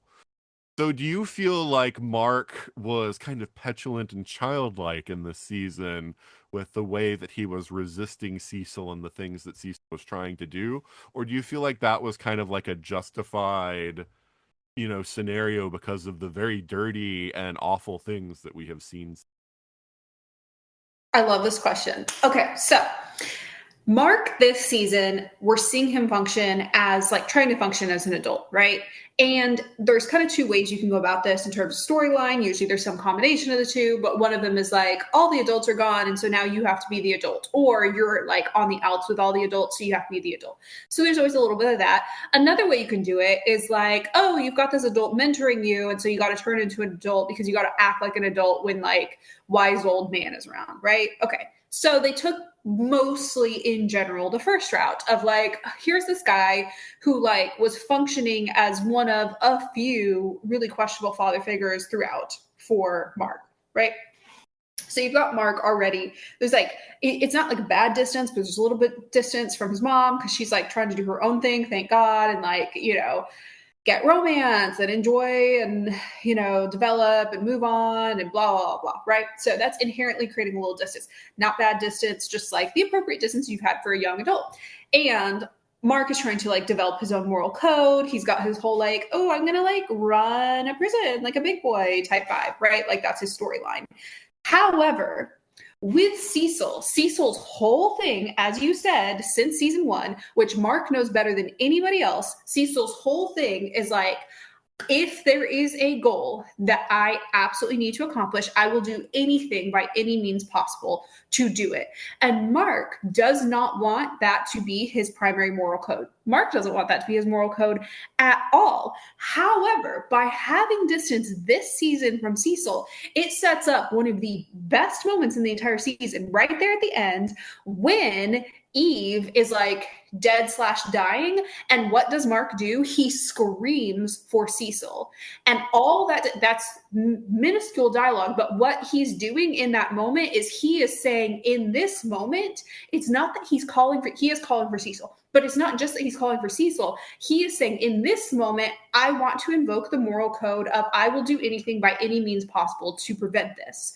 And that is not seeing him be juvenile and scream for an adult. That is seeing him be an adult and realizing he has a point at which he will do anything.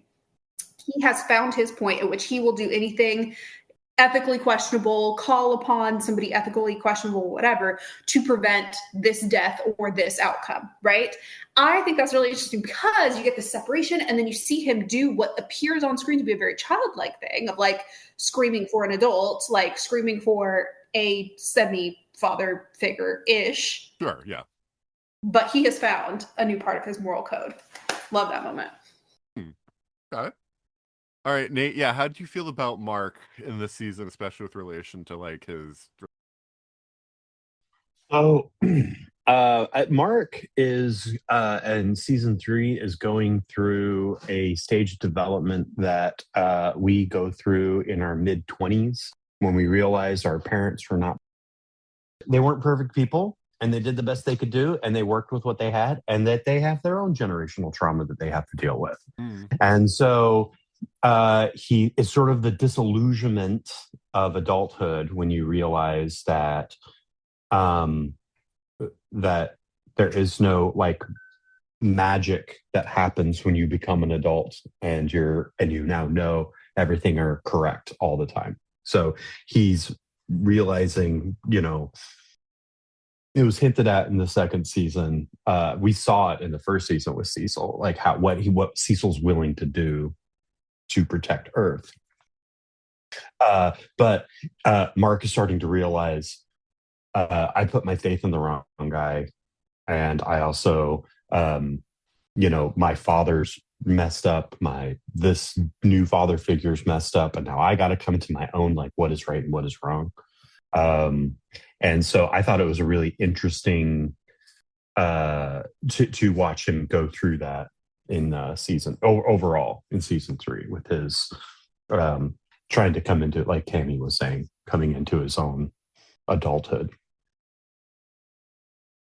James? Yeah, I mean, expanding on that, it also comes, I think, from we see Mark in seasons 1 and 2, where he's very new to this whole hero business, right? And in season 1, he's like super stoked. He's very excited about it. He's excited to learn things. And we see his growth where he, as he's learning things, he's learning that this is not rainbows and sunshine. It's what you see of your dad on TV. Like that's all very carefully like administered because your dad's been through some really intense training to understand how to be a hero and hopefully not have the kind of pain and destruction. But he's always kept Mark away from those things. So Mark's not really aware of it. We see Mark going through that when after he leaves, he starts going through it with Cecil, where he's just happy that somebody still believes in him and somebody is willing to train him and still work with him, because otherwise he would have been lost. He wouldn't have known what to do. And that's where we kind of get one of those like possible Elseworld Marks where it's just like, okay, without the guidance of dad, he could have been overwhelmed by his powers. And Cecil really kind of helped keep him on a path, going, this is the best way that you can do things. And this is how you protect the citizens of this planet, and giving him that direction. And then we see him finally towards the end of season 2 and into season 3, seeing that once you pull the curtain back away from those adult things, it's not glorious. Like he's done some really terrible things at the behest of Cecil, because he didn't have more agency in doing so. Like he never felt like he had that agency. Now he has started to train his little brother. We see his little brother going through the same paces that we saw Mark go through, and Mark realizing in hindsight the things that he did with Cecil were not okay. The things that Cecil pushed him to was not okay for him. And the fact that Cecil's just like, your brother is also like, you're a weapon and so is your brother. And we need to be able to hone that kind of thing. And see Mark go, no way. Absolutely no way. Like if I knew then what I know now, I never would have. And you see him drawing very clear lines in the sand of like, you're not going to continue to mess with my family. We see that from his own mom, from Mark's own mom, drawing those same lines in the sand with Cecil of like, you're not going to continue to use and abuse my family for your own means of the planet. Like while the needs of the many are greater than the needs of the one or the few, it's one of those situations where I'm going to focus on the few because that's what's important to me right now. Which I don't think is a selfish aspect. I think it's a very human aspect of our lives and our culture of, yeah, I know other people are suffering, but I'm going to be selfish and I'm going to focus on me and mine right now. I think that's where Mark's gotten to is he sees what Cecil is doing, what Cecil wants to do, and how Cecil wants to use heroes as the tool, not as people, but as a tool for protecting the planet. And Mark's just not having it anymore. And so he's trying to make the right decision. I think it's an incredibly adult decision when you start figuring out you have that kind of agency. And that's where Mark's at, is like I think he's finally realizing, like, I'm not a teenager. I am an adult. I do have the ability and the right to make decisions for me and for those close to me that are going to be the best. Yeah, I gotta say, I had a hard time with Mark this season. I agree with Cammie that I'm glad that at the end of the season, he seems to have come to a realization that it's not an all or nothing. right? Like, because that's what I kept saying the whole time. It's like when Cecil would do something that was obviously for the benefit of all, like saving the Guardians of the Globe when they were like trapped in the, subterranean place and, they were all basically about to be killed, it's like there are times when I can understand wanting to distance yourself from Cecil and not get like super in bed with him. Because, yeah, Cecil is a monster. As much as the things that he does to the ends of like protecting humanity, Cecil is a monster. So I understand not wanting to be buddy buddy and, trying to be as independent as possible. But when it makes sense, when there are things that need to be done that can only be, is it better to be right? Or is it better to be, to be right in your own moral certitude that you have done something that is not, morally bad? Or is it better to see? This is funny, Cammie, because this gets back to Superman and like the victory versus winning versus justice or something. I can't remember exactly what the dichotomy was that you brought out there. But it was something like it was winning versus like, doing something that was, right, or saving. It was winning versus saving. That's it. So Mark could win the argument with Cecil by never participating with Cecil and everything. Or Mark could save more people by working with Cecil. Is that morally the better set? And I would argue in many cases, it is better to work with the monster if you are saving people than it is to then be like, I didn't work with the monster, aren't I great? And not saving people, So I that's where I kind of stood with that, and it kind of frustrated me to see how long. Because even like the other people were like, "You're the Guardians of the Globe," and Eve were all like, kind of like, "Dude, like like Mark, it's a bit much." It's one thing to not want like Cecil get his hooks into your brother, or some of those kinds of things, and not wanting your brother to be just turned into a weapon that Cecil can control or whatever. But it's another thing to be like, no. Absolutely not. No involvement with Cecil or anything that Cecil's touched. Like it's too extreme. So I was glad that he seems to have matured out of it, but I did feel like he was a little bit of petulance and childlike, when he's going through. Although you make a good point, Nate. It is kind of like a developmental thing, is like people grow up and start to realize. Yeah.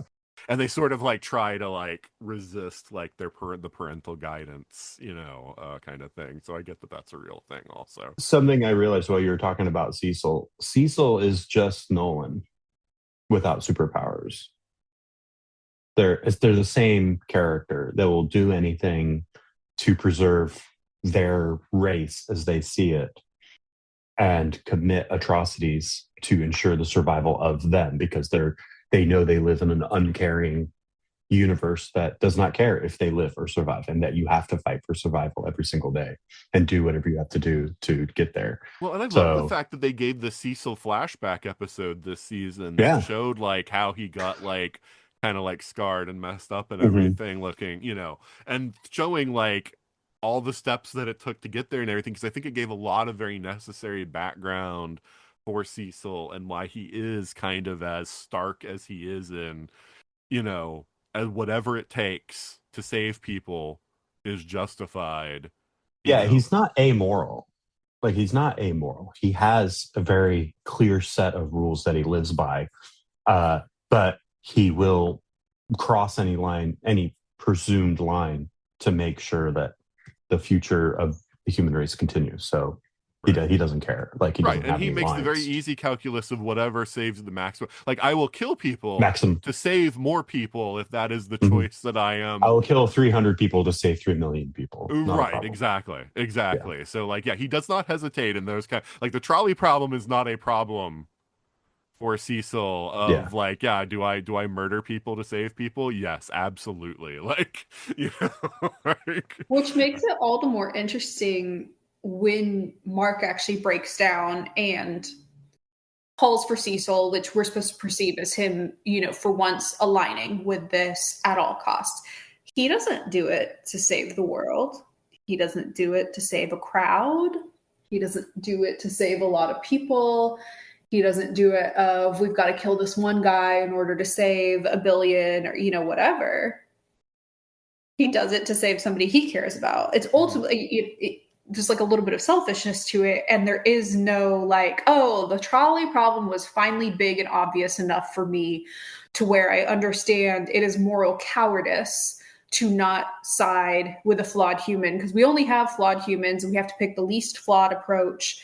And it's, it is moral cowardice to want to be a pure hero and essentially save nobody. That's not what he comes to realize. He may eventually. We have more seasons coming, and we know that development continues to occur. We trust as viewers that development will continue to occur. But what makes him eventually side with Cecil is a version of selfishness.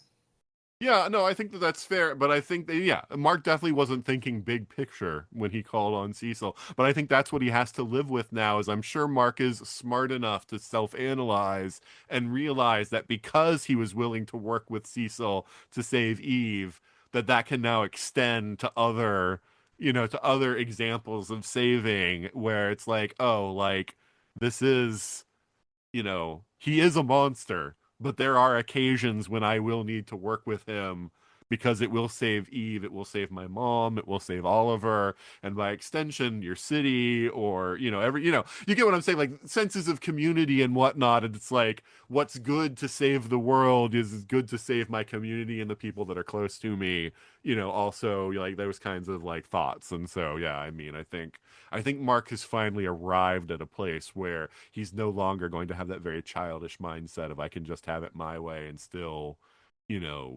do everything, take care of everything myself. Because that's also part of it too, is he has such confidence then in his ability to take care of it all.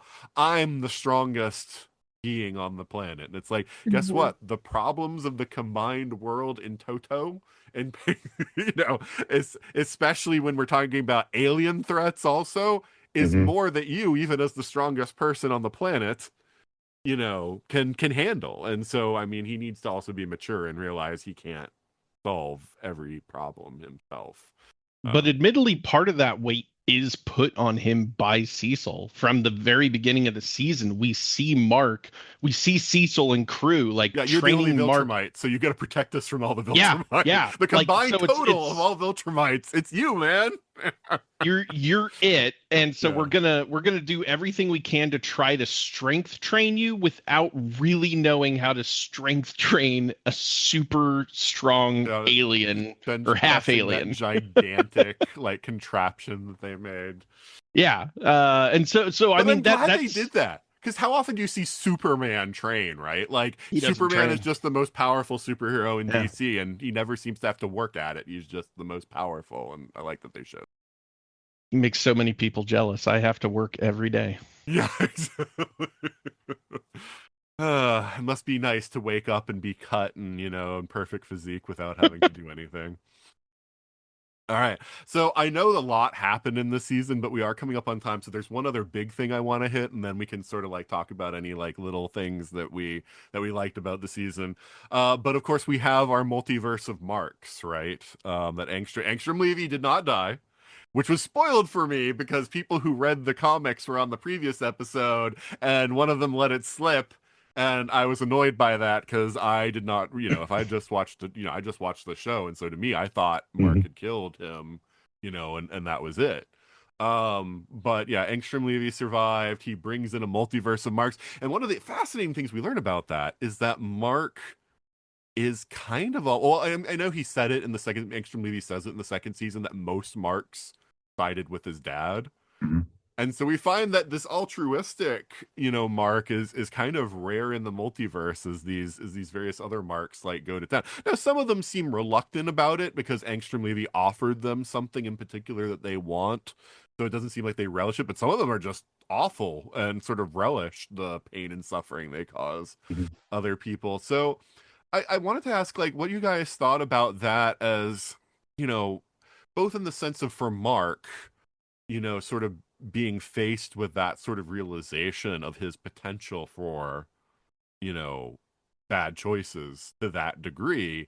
And also what you thought of that as an audience member, just sort of like watching, that story, like how did that work for as, both for Angstrom Levy as an antagonist, having all these other evil invincibles and all that kind of stuff. So let's start with you on this one, Nate. I like, honestly, I thought the alternate Marks was really simplistically creative. Like it was just like one change to the costume to because you have to have them visually separated Right. Yeah. That was in very good. animation. Yeah. I don't know how it was done in the comic book, but I thought it was really really fun. Just there was goggles, no hat. There was no goggles, cap. There was no cap, long hair. There was mohawk. There was, Right. one of them said he was Cape. in prison for a while. There was one with a cape. There was, it was all just like, or just like inverse colors and all that other stuff. So I really liked it. I thought it was really interesting. I think story wise, like in season 4, it's going to create more resolve for Mark, because he knows he's going the right way. Like he can see the other choices he could have made and where he would have went, inferring some of the histories that we didn't get full histories of all these alternate Marks, but he knows he's on the right path because he didn't turn out like any of these guys.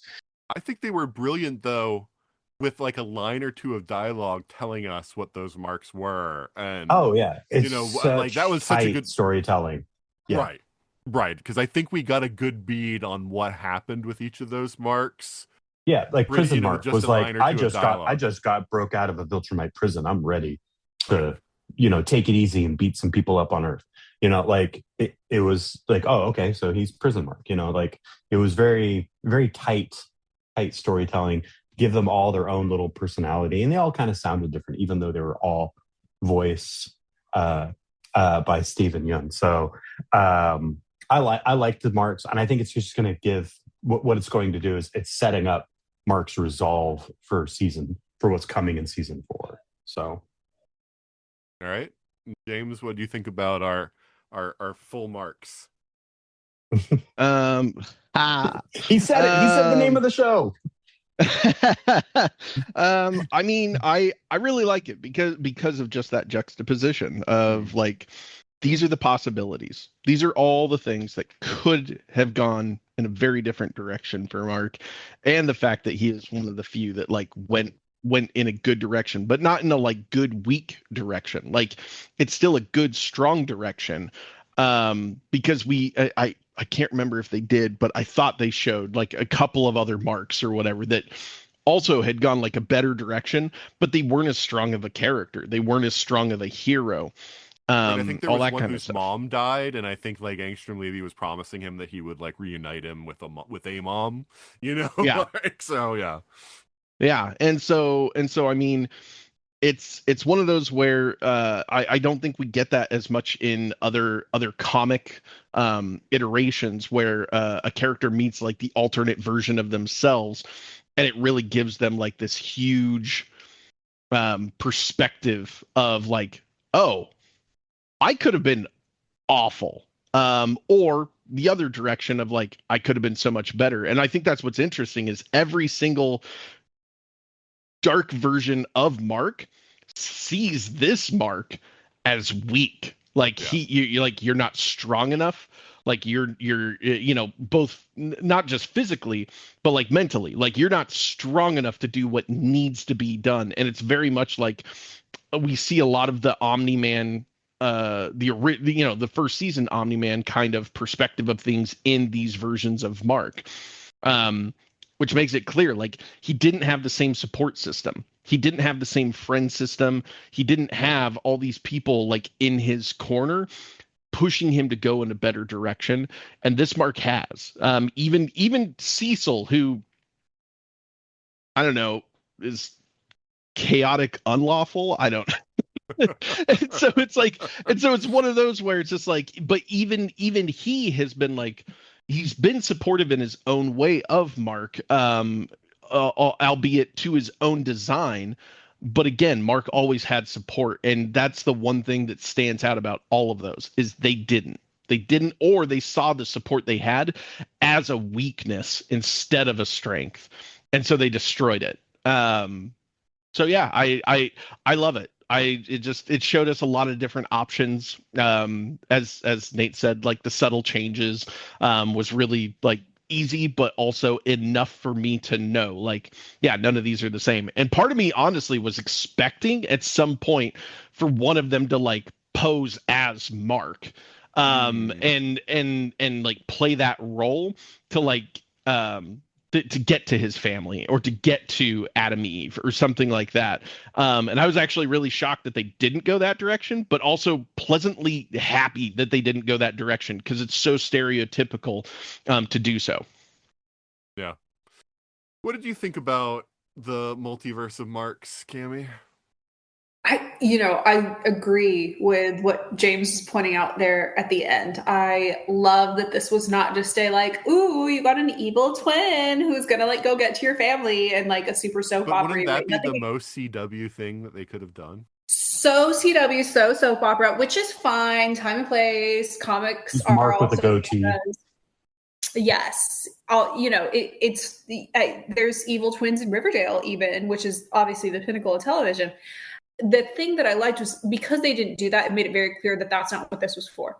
And what this was for, in my opinion, was to show very much the actions have consequences.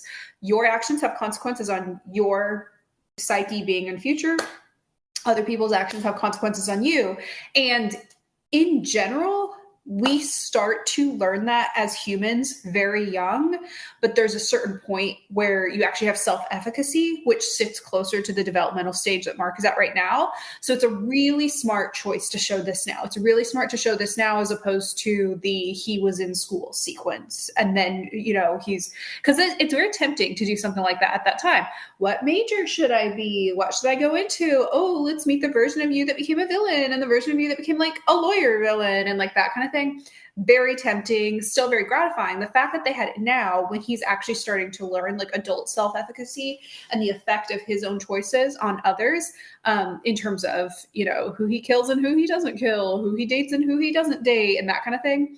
I think very, very smart. And it made it more interesting from a moving the character forward perspective because it doesn't boil down to, well, you fooled my mom and got all these secrets and like that kind of thing, which can feel very childish in the grand scheme of what they're actually trying to do with the whole season being focused on your past, your present, and your future.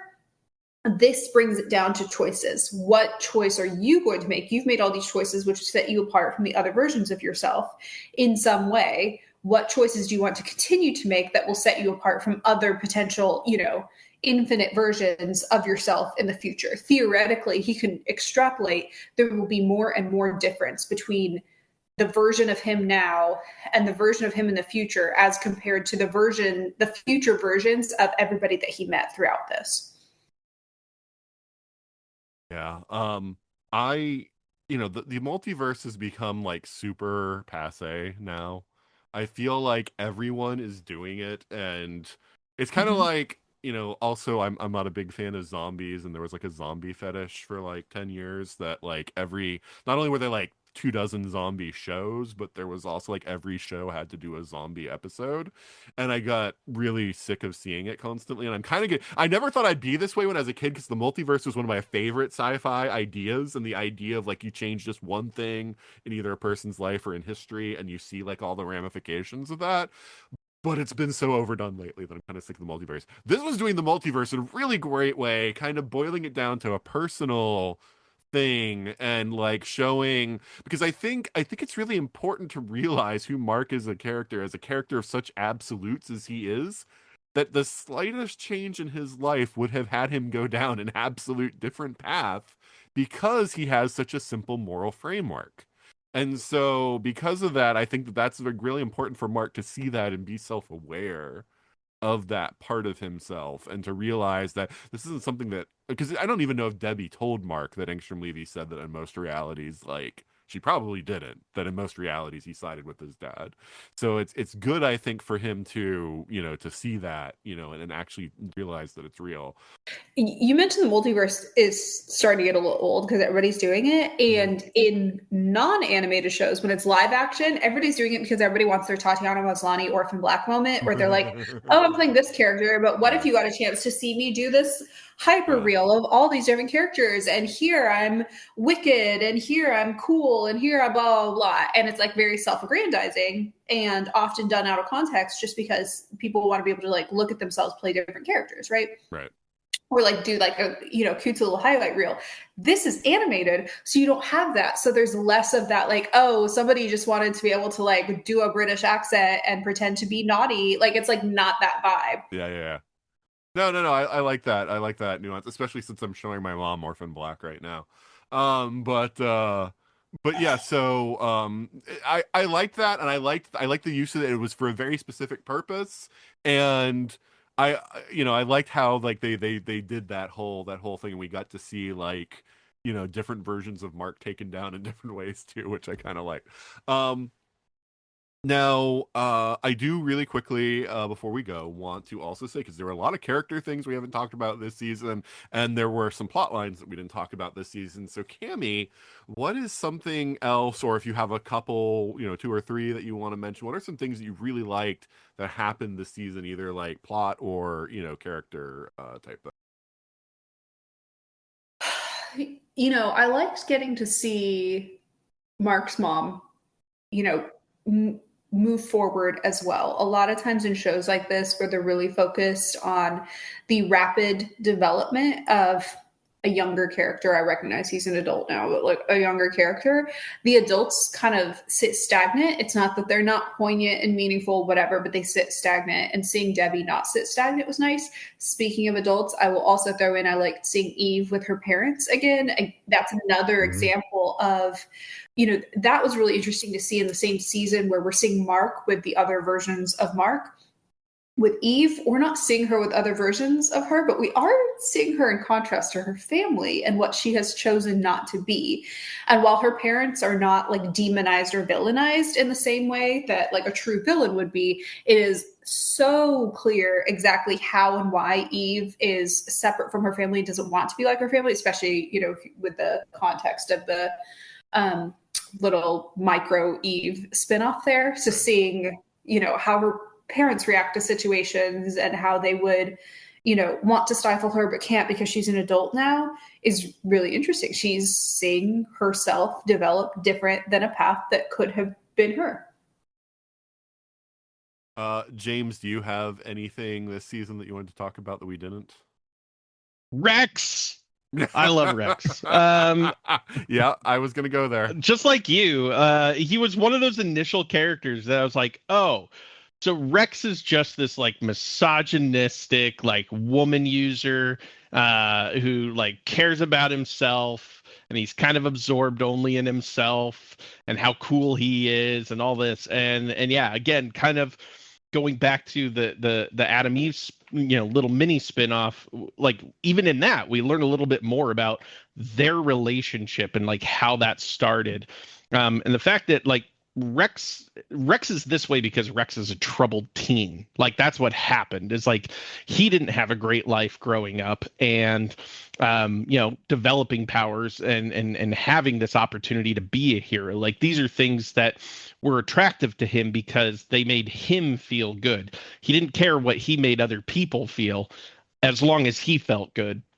And watching his journey over these seasons until, it's like the end of season 2, things are pretty bad for Rex. Like, he's he's taken a bullet to the head. He's lost an arm, and things are pretty tough. And then we see him, like doing what Rex does, dealing with that in his own humorous way. Because I think there's even a point where him and Mark are like they're fighting together against some guys.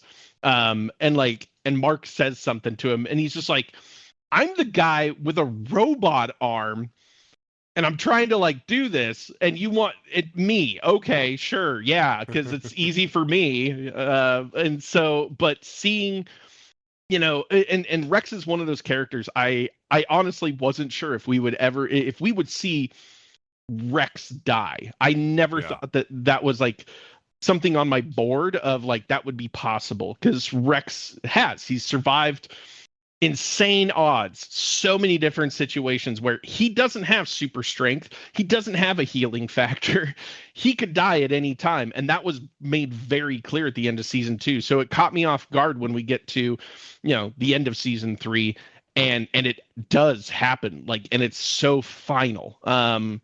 Whereas we've seen other characters that, they've resurrected in some way or something like that. And so, we see it with the agent that works with Cecil. I can't remember his name, but like the fact that guy is more machine than person anymore, but still has his own agency.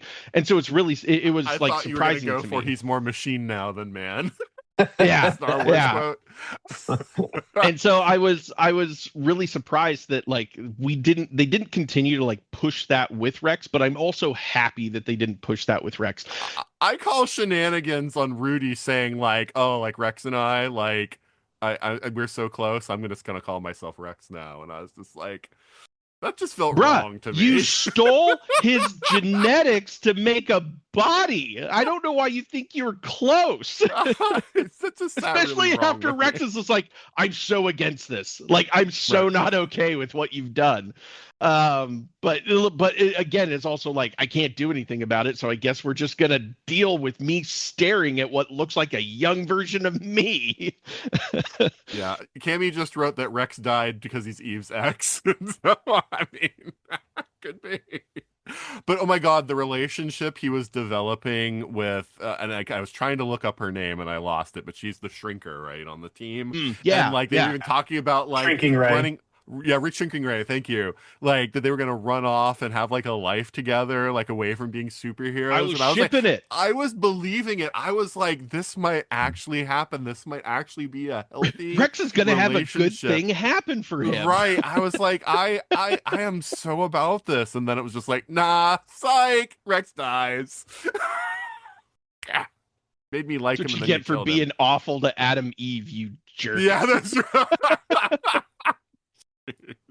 Literally, yes. That's a common writing thing that happens. I think they were well aware of the trope it plays into, but when you have a hero pick a girl and there is somebody else who didn't pick her back, if that makes sense, she has liked a man who has not liked her back, which, yes, they were mutually together, but she wasn't treated, whatever. Yes, that's ancient history. Yes, he's changed. Yes, he's been redeemed.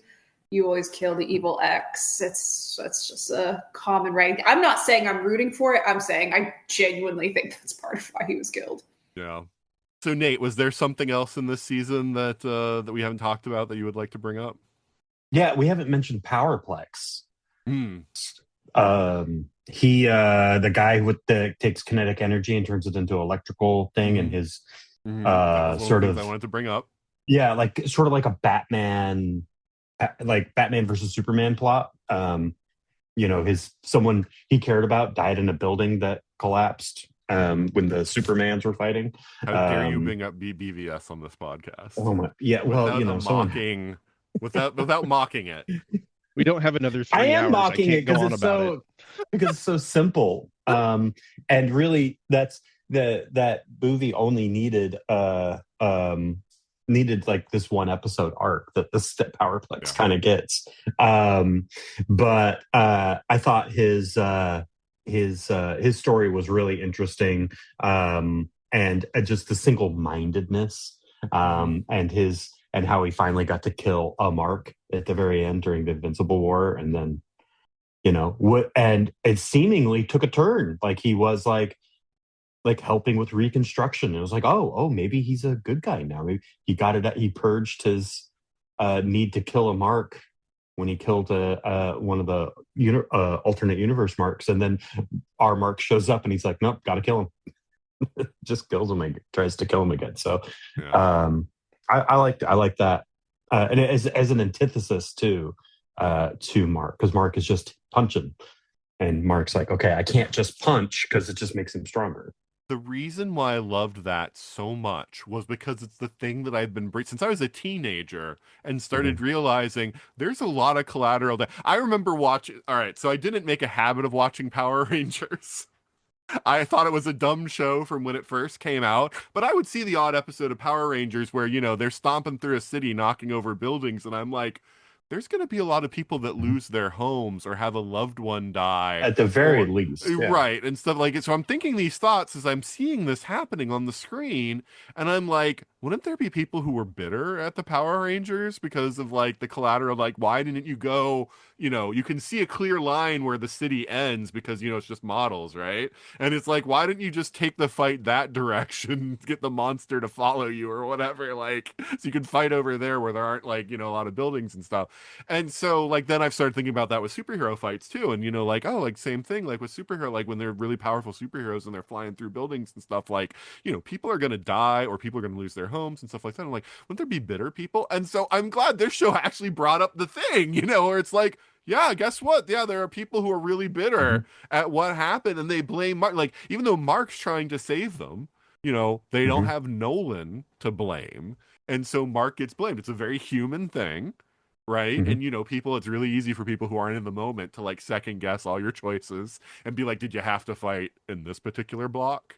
Like, couldn't you have taken the, and so to find a reason why it's justified to blame him, for the things that happen. And we see the single-minded, approach and how he ends up killing his family because of his single-minded determination to take it, to take Mark down, and ends up losing his own life for the same reason. And like you, Nate, I thought that was a character that might be quote unquote redeemed, as redeemable. Yeah, exactly. But then, no, we're we're not going there. But that's the thing. It's showing the single-minded mindset. And I think the show has been kind of good about that, of showing like anyone who takes an absolute mindset and doesn't allow for the complexity of existence, they're the ones in the wrong. And I think that's part of that, showing somebody who just blames Invincible for everything and will not allow for the nuance of existence, ended up truly losing it. Because before he at least had his family, he still had his wife and his son, but then he loses that and then he loses his wife or his life. So, he literally loses everything. Because he blamed Mark for one thing that, That's a big thing. It's a big thing. It's a big thing. His sister died in the sister and his niece or whatever. Yeah. But so it was significant. Yes. Yeah. But again, it's playing in the gray areas that this show does a lot of. And if you're on either extreme, I was just saying, if you're on either extreme, you end up in ruin. Yeah. You have to be in the gray somewhere. You have to be a gray sun. Yeah. I'm glad that everybody's brought up a lot of the things I wanted to bring up, so I didn't have to. The only other one I'm going to bring up is just because I find it fascinating. I like when shows intrigue me with things like this, is there's the story where Mark goes forward into the future, and the Immortal has become a tyrant. And we learn that Mark in some way was able to put the Immortal in charge of the Earth before leaving Earth himself. We're given no context around this. We are just told that is a thing that happens, and that the Immortal even says like the whole reason he's like being so awful to everyone is to attract Mark to Earth so that he will kill him.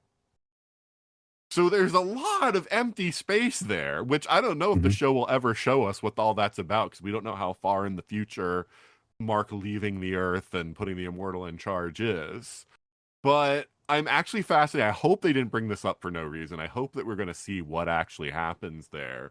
But I am just so intrigued by this notion that this is a thing that is going to happen, and to just see how this comes about now, and what is because I think the Immortal says something about you were like saving your family, like, and that's what you cared about, and so you left the Earth and you put me in charge. So I want to know what this is all about, and because we don't know anything. Do you want to know, or I want to? Do you want to know? I want to know. Like, because we don't even know what the rest of the universe is like in this time frame. We just know about Earth. We know the second most powerful Viltrumite came down and beat the shit out of Mark at the end, right? Right. Conquest. Thrag is the leader of the Viltrumite. He's the strongest. Thrag is going to come.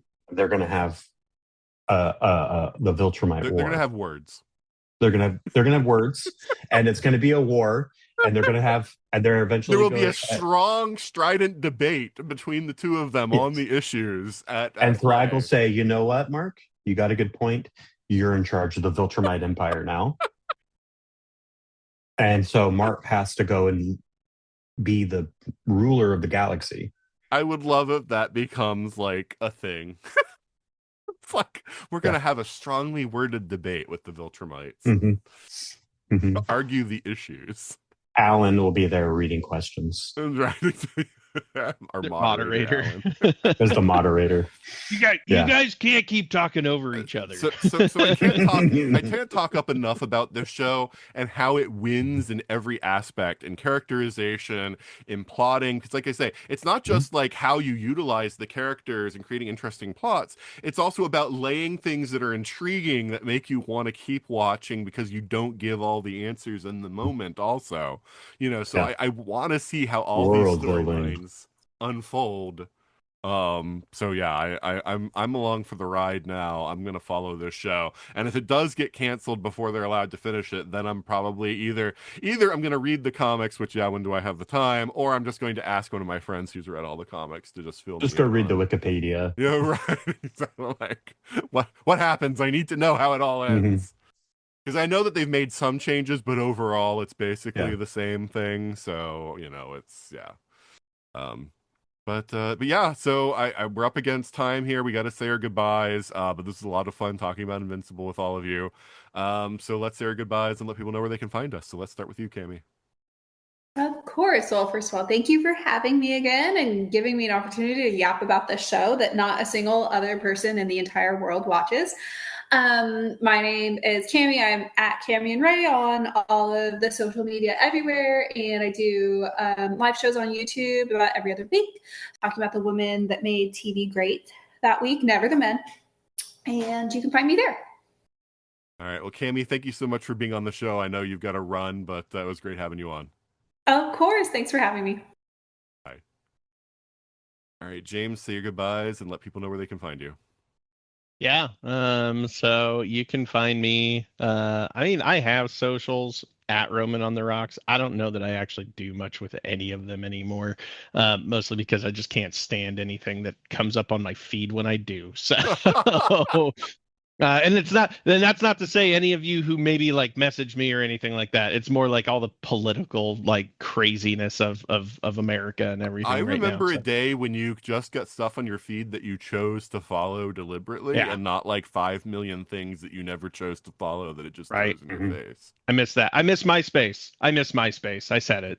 But yeah, you guys can find me out there, like I said, at Roman on the Rocks, and hopefully, I might get into some content here in the future, but I'm not making promises yet. All right, and Nate? I don't really post anything socially on the media, but I do want to plug Carnival Row. It was on HBO. It was about fairies in England, sort of like early 19th century. They did a couple seasons, and it's really good. I missed it the first time around, and you should go check it out. It's a really cool, like, sort of modern fantasy. It's like 1910, 1920 fantasy with fairies and magic and stuff. It's a really good show. You should check it out. That's my plug. And James and Nate, thank you so much for being on the show. Yeah. Always happy to be here. All right, that's a wrap on Invincible Season 3. What did you think about the episode? What did you think about Invincible Season 3? What do you want for Invincible Season 4? What do you think about Invincible as a series? What do you think about comic book adaptations? Do they work better in animation? Do you like them better when they're in live action? What other adaptations would you like us to cover, or what other Amazon Prime series would you like us to cover? We want to hear from you, if I haven't made my case clear. And you can do that in a whole bunch of different ways. One way is to email us at everything@42cast.com. Another way is to go to our website, 42cast.com, and leave us a message on any episode there. You can go to our Facebook, facebook.com/42cast, or you can go to X, Instagram, Blue Sky, or Threads at 42cast and leave us a message in any of those places. You can also leave us feedback on Apple Podcasts or your podcast platform of choice. With Apple Podcasts specifically, though, the more reviews we have, the higher we show up in searches. So if you have an Apple account and if you haven't left us a review yet, we would really appreciate if you would do that. You can help out our show and all the shows on the ESO Network by going to the ESO Network Patreon. You can find that at patreon.com/ESO Network. You can look at the perks you get for different tiers. You can get access to early episodes of some shows, exclusive episodes of some shows, and a whole exclusive ESO Network podcast. So if you have the funds to contribute, we would greatly appreciate it. I have nothing new to report on either the front of getting Time Streams and Legendary Forces off of hiatus, or in my watch news or con news. Basically, other than Chicago TARDIS, I am probably not going to appear at any cons this year. But I'm recording this outro pretty quickly after the outro for the Show's Gone Too Soon episode that airs before this one. So nothing new to report in any of those places, but keep watching this space. And that's a wrap for this week. Join us back next week when Sonia Walger will not be joining us. And until then, this is Nathan, signing off.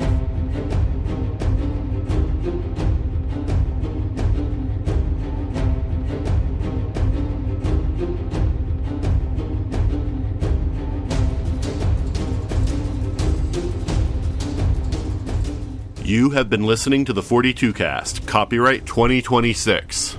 Got a question for the ultimate answer? Contact us at everything@42cast.com. Theme music is Sharper Swords by Brandon Ellis. Check out more of his work at www.cityfires.com. The 42 Cast is a proud member of the ESO Network.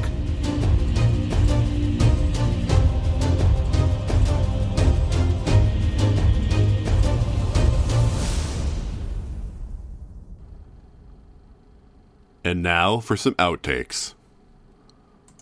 Despite the fact that it's written, intended to be directed by a man, it's supposed to star a man playing a man, and is within a very male-centric franchise, the fact that The Hunt for Ben Solo got canceled from moving forward is indicative of misogyny. Okay, you're going to have to connect a few dots for me there for how that's indicative of misogyny. Okay. I actually can, if we're like sitting and waiting and this isn't wasting somebody's time. Well, I mean, just fairly quickly, because I'll probably put this in as an outtake at the end of the episode. Yeah. Okay, so basically, the common like conception when it comes to like generally like misogyny, and when I talk about misogyny, I'm talking about like the true misogynistic folks. I'm not talking about like a normie guy who maybe has like one misogynistic belief, but in general is like a normal, decent person. I'm talking about like your true, like the ones who spend all day online, like being haters. Mm-hmm. Okay. Like we're talking about that. Those folks don't actually want to see a bunch of movies with no women in it. That's not their goal. That's frankly not anybody's goal. They just want to see women miserable and naked, basically. They don't want to see them happy. So this, when we're talking about the new incarnation of Star Wars, which whether anybody likes it or not, is revolving around Rey, right? In this situation, by having Kylo live, Ben Solo live, they know good and well, because we were all raised on Disney movies. We all saw the first movie in that trio. We all know this is coded as like a Disney-esque romance, but like within Star Wars, right? You don't have to like it. You don't have to like romance at all. You don't have to like any of that. But you could tell from the very second that he was bridal carrying her in the first movie, this is intended to be a romance. They don't want Rey to be happy. So even if Rey never showed up in this film, even if no woman ever showed up in this film, they don't want this to exist because it would make a woman happy and it would make female viewers happy. So this not moving forward is misogyny. Okay. Thank you for listening. Welcome to your TED Talk. That's, yeah. Grab a handout on the way out. I feel like there are some mental gymnastics here that I'm not capable of. Don't worry, I stretched first. Not capable of following you on, but that's fine. I think we dodged a very, very obvious bullet. Oh, it's good that we waited. Nate's gonna jump in. So Hey. I think the idea sounds awful, and I hate. What I hate most of all about anything is when characters die and then come back to life. Like, Oh, like it is Palpatine over. and most characters within Star Wars? Ooh, yeah, but so Okay. here's my other thing, Cammie. Just because a bad decision has been made in the past doesn't justify that bad decision being made again. So that's one of my points that I always make is like, yeah, like you can say like, oh, tons of franchises have brought people back from the dead before, and so, but to me that doesn't justify continuing to do it. It's like we should realize at some point this was a bad idea and not continue doing it. So, that's kind of my take on it. Like, But fundamentally, he is brought back. He did not die. Like he is, it is whether or not this movie moves forward, he did not die. He is somewhere sitting in a basement listening to his emo MCR tunes, looking like the medium ugly guy that like Tumblr girls like. He is still alive. I may not want him to be alive. You may not want him to be alive, but he is alive nonetheless. We just don't get a movie of it. okay. Hanging out with his super high pants Yes. with no yes. shirt. Up to his Yeah. pectorals, yes. Yeah. All right.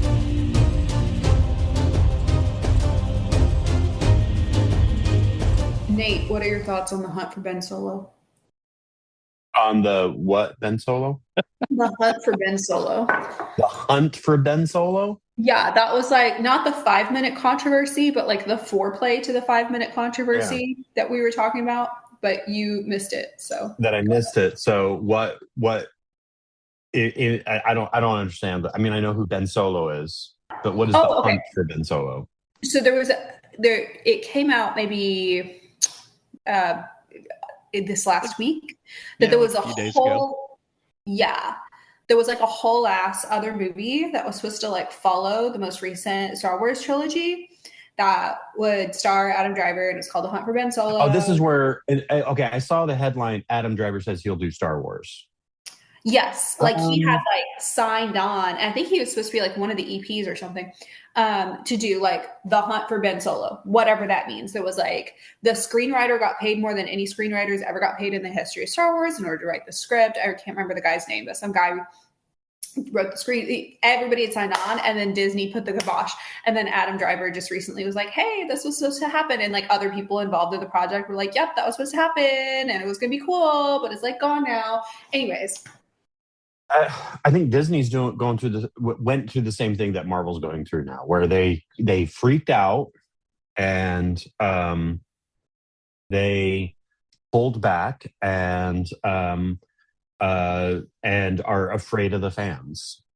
The fans. I don't think they're really fans. I think if you're a fan of a thing, you like the thing, and I feel like there's a lot of people who actively just hate Star Wars in general.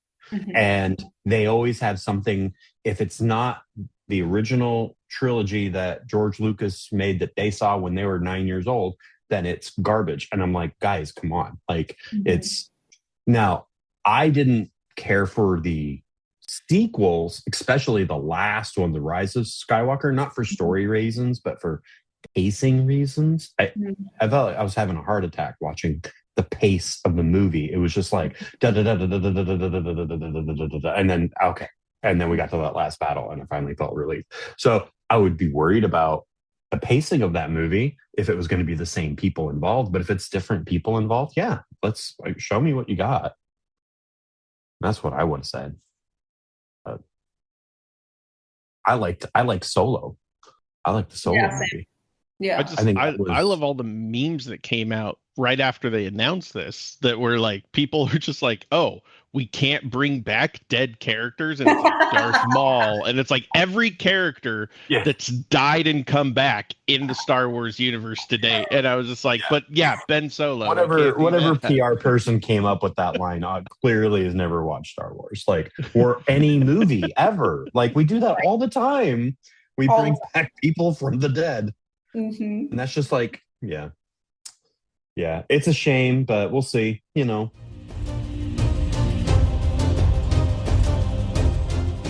we didn't even get to the conquest fight, really. True. Yeah, I mean, yeah, you're right. We didn't talk about the conquest fight, but it was, yeah. I mean, I was focusing more on character and like plot stuff because the conquest fight was just a really good super fight. It was a 30-minute. It was a 30-minute fight. Right, exactly. And you're like, how are they going to do this? Because he just finished fighting all these marks, and then they're just like, we're just going to do it. Like, you can't. He needs a minute. Right. Like, no minute. Like, where are the senzu beans in this reality so that we can Exactly. give Mark a sensu bean? And he's just Exactly. like, I'm good. Well, they don't have sensu beans because they don't have a Krillin. They need a Krillin. Yeah.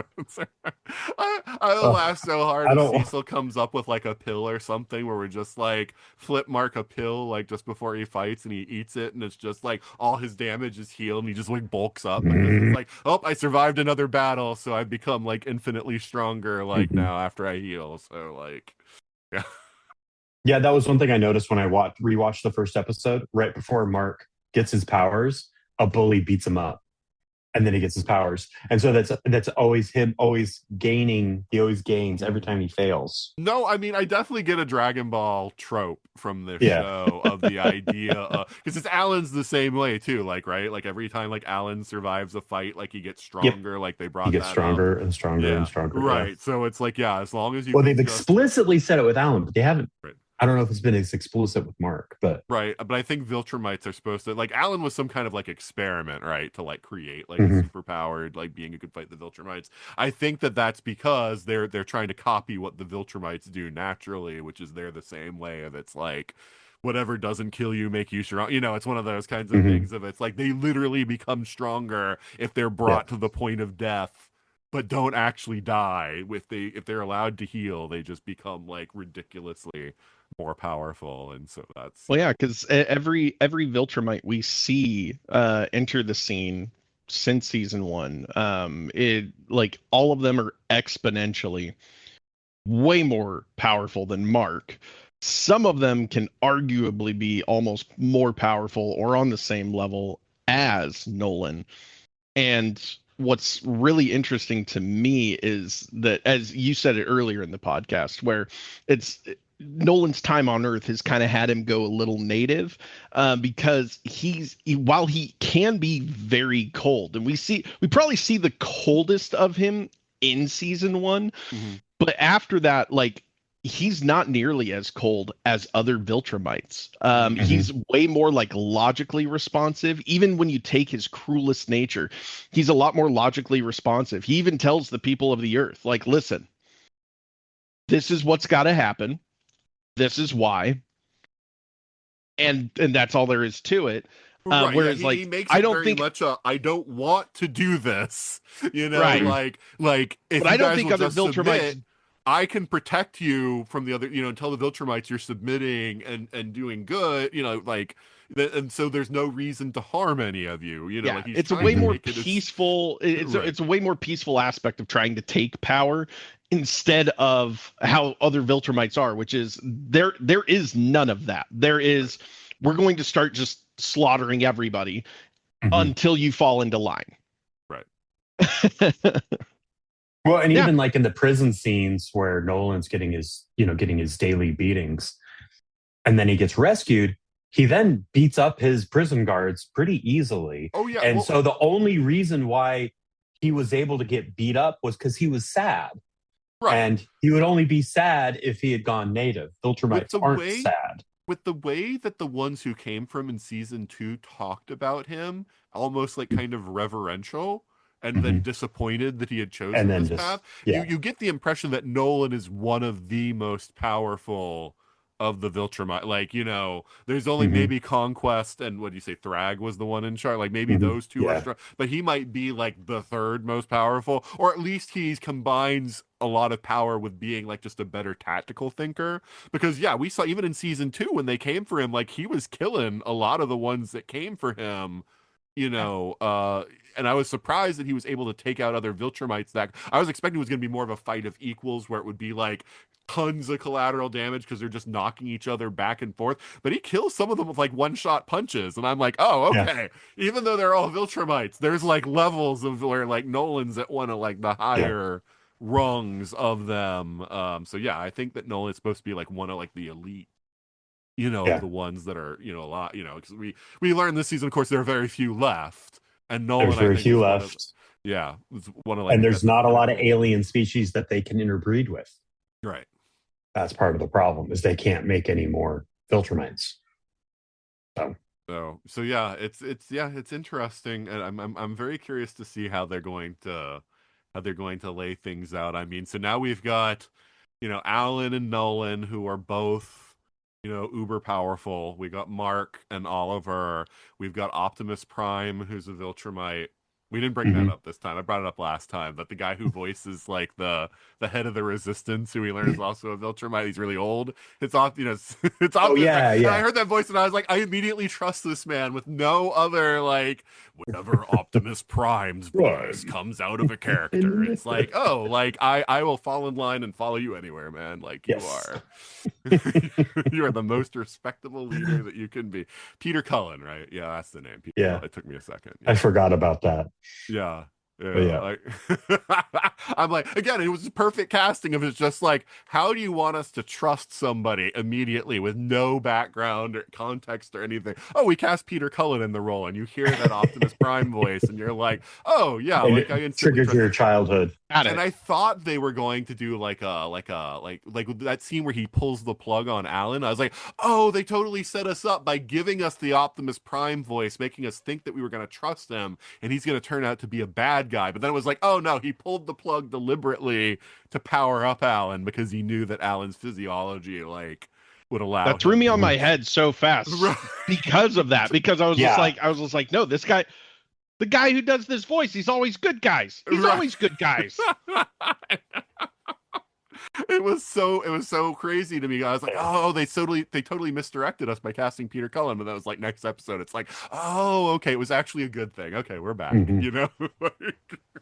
It was really that was a good twist where he's like, I'm just gonna kill Alan. I'm like, what? They can't kill Alan. Right. Alan's really important. And then it turns out he knew all along. So it was good. Yes, but it's like even with that, so then we're saying like, and that guy's so old that he might not be that strong and able to fight the other Viltrumites. But it's like, so we got Nolan, Alan, Mark, and Oliver against. I mean, didn't he say that there was still like 1,000 Viltrumites? There's still a large number, even though there's not many per species. It's like still like it's like 1,000 Viltrumites left, and I'm like, guys, I don't think that we're. We've still got some problems here. But they're not gone. Right. I mean, I realized that there were those hints that Nolan apparently put in his books that they're gonna have to track down. Like, there's that race of like monsters on that one planet that can like kill Viltrumites, and there's like that special gun that like the space cowboy has or whatever, the space biker, whatever it was like space biker in his book or something like that. Yeah, it was like, Lobo. Yeah, the ultimate gun basically that he has, and there's a few other like things that he sprinkled in that were things that were like these can kill. So I'm sure they're gonna have items that help them, or those like creatures that live on that one planet. They're gonna some of them. Yeah, it's still doesn't look too good, when they're that many Viltrumites left. So we'll see how they handle all that. But if the Viltrumites would just stop making it like a good thing to like murder each other, like maybe they wouldn't be so. It's like our whole society is built on the strong crush the weak. So if a Viltrumite is considered weak, we just kill them, and it's just like, how is that working for you guys? Like when you're down. Oh, and also like just they're really people. racist. Right. They're just really racist. They're like, if you're not a Viltrumite, you're nothing. Racist. Right. So, But it's like, even if you want to be a conquesting, species that goes out, it's like if you're murdering each other, like then you're going to come up to a problem because your numbers just keep like going down. Yeah. We don't have we got 1,000 people and we've got like 2,000 planets in the Empire. How's that going to work for you? You get what I'm saying? Like, you got into a problem like that. If it's like you don't even have enough planets like for one Viltrumite to like oversee like one planet, So we'll see. We'll see how it all goes. I'm looking forward to the ride of this show because it's been far. I agree. I like how they just like taking the themes of comic books and turning them around, like Watchmen, but he is extrapolating farther than Watchmen went. Like he started with what if Superman was evil, and then just branched out from there. Now it's its own thing. It's not as simple as what if superheroes are just not great guys. But I think one of the things that this, because there's a lot of those anti-hero shows out now, and there's, like sort of Watchmen sort of took like that sort of anti-hero sort of vibe and whatnot. I feel like this show is a lot more intelligent than just the simple of what if heroes were all dark and sort of took their own. Like, it feels like he's dealing in a much bigger spectrum of stuff than it's just like, 'cause yeah, Watchmen was fine as a movie. I can't imagine a long running series of Watchmen because it's just like it's too monotone, I feel like. You get what I'm saying? Like, Yeah. Watchmen, it doesn't feel like a thing that I could like watch lots and lots of episodes about the Watchmen. Like, I feel like Invincible is so good because it's like, yeah, we got the anti-heroes, but we've got the traditional like Silver Age type hero characters and too. And we've Mhm. got, and we've got like horrific, horrible villains, and then sort of comedic, not, again, harkening more back to like a Silver Age kind of antagonist. Like some of the villains are kind of dumb and like kind of like, oh, isn't it cute? Like it's like the elephant guy that believes like in like, veganism or whatever, that's always like running around. Like, and it's like, it's funny whenever we see Mark beat that guy up, but it's just like he's like a nothing villain that just shows up every once in a while just so we can see Mark beat him up. But he's got like the elephant costume, and isn't his thing like meet his murderer or something? I can't remember exactly what his thing is, but he's like that weird guy in like the elephant costume that they show every now and then just to watch one of the heroes beat him up. So we got some goofy villains in there too. It's just like, Mhm. okay. Yeah. Right. It definitely like, it's like it's a little goofy 'em up. Yeah. Mhm. But yeah, I'm looking forward to March and the comeback of the show. I don't get a lot of good things in my birthday month, but I'm pretty stoked about it. Yeah, Nice. yeah. Good. And that's the thing, like it's like it makes me disappointed with all the crap that we've gotten from DC and Marvel over the where it's like you guys have the biggest sandboxes to play in, and I feel like their quality has never in TV has never been as good as an animated show. Mhm. And it's like, I feel like the Disney Plus shows, like Marvel should put the same kind of talent behind that, and maybe have your comic creators come up and do TV too. Like, it feels weird that it's like, yeah, your comic creators are good enough to make the comics, that this is the source that the TV shows bring. But how often do they actually pull a comic creator? DC's done it once or twice. I don't think Marvel's ever pulled a comic writer and had them write one of the shows or the movie thing. And it's like that just feels like not a great idea. It's like, shouldn't those people know the characters better than any outside writer that you bring No, in? Jeff Johns knows them far better than anybody else. Far better. Next to Zack Snyder. Sorry, I I do couldn't know people not who throw a will dig at sing. Zack Snyder. Well, no. I do know people who will sing Jeff Johns' praise, though. And to Oh be yeah, fair, Stargirl, which that show was his baby, Stargirl was very good. Like, I feel like Stargirl was one of the best DC shows that they put out as far as television. Was that yeah. the one with Luke Wilson? Yes. That one I'm thinking of. She has the staff. Yes. Right. Yeah. I liked that. That was Yeah. good. Yeah, I do think that is one of that's why I said DC a couple of times has let a comic creator do a TV show, but it's not common. But that's because Jeff Johns created Star. Like, it is Stargirl is literally his baby. It's like Stargirl Courtney was written based off of his sister who died when she was a teenager. And so Oh, he cool. created this sort of super heroic version of his sister in the comics. And then they let Mhm. him like helm the TV show based on the character. So, it's kind of a very personal thing for him. Yeah. Um, Yeah. yeah. But yeah, no, I like Stargirl. And that's what I'm saying. If you let the comic creators actually write the stuff on TV, maybe it'll be better. And we're seeing that with Invincible. You let the actual like writer of the comic make the show. I mean, I guess it is owned by. I guess there was no letting. It was his project. It's not like Marvel and DC where there's a corporation, controlling the characters Mhm. and then writers just come in. But like, you have the writer for the character come and do the show, and it's like, guess what? It's really good because he understands the character better than anybody. Like, maybe he didn't have a background in animation before that, but you put people with the creator who Mhm. understand the Cool. animation side and how to do that while Mhm. he's talking about the characters and the stories, and then you make that work that way. Where it's like, I feel like the people in charge of Marvel, think that, well, comic writers don't know television or movies, so, we can't let them do it because we need a script writer who knows how to do like a script or a movie script. And it's like, well, guess what? You can have the comic writer like give you all the story and character beats and do like most of the script, whereas maybe then you just have them work with somebody who's like, yeah, I got the background with television. I can tell you what they can pull off effects wise and whatnot, and we can sort of hammer out like what can physically be done, so you can get that side, but let the comic creators actually create the scenario and all the character interactions and everything, because they understand it better than anyone else. And then you'll build up that sort of talent also within your comic creators. Will there be somebody who can write comics or write a TV show or write a movie? Because they've got that under their belt now too, and they can do more. Think of a creator like J. Michael Straczynski, who started as a TV writer and then went to comics. But it's like it can work the other way too. Like mediums are mediums. Like when you know how to create, like you need to learn the nuances of a medium. Like I don't know why they're so snooty about that. Yeah, it's like that. Like when like TV actors and movie actors could never get along. Like you can't cross pollinate. You can't cross pollinate. Yeah, you can't. And it's like it doesn't really. Well, we don't. You're in TV. You can't do movies.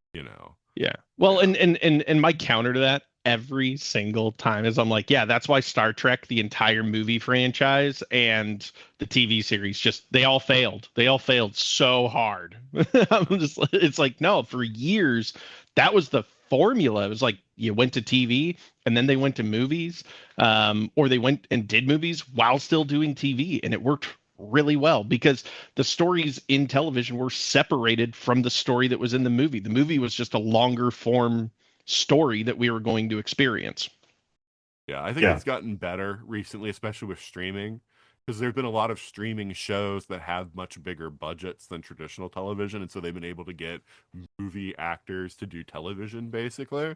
So I think the lines are blurring a bit, but it still feels like there's certain actors are sort of pigeonholed as you're just a TV actor.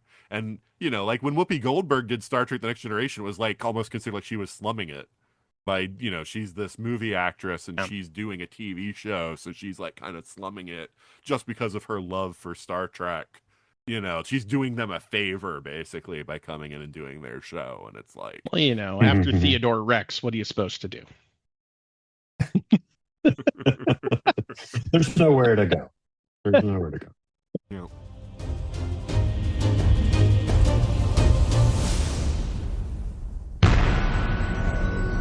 This has been a broadcast of the ESO Network. Be part of the crew and help support our shows by donating to our ESO Patreon or by shopping at the TeePublic store, which can all be found at www.esonetwork.com. The ESO Network, your station for all things geek.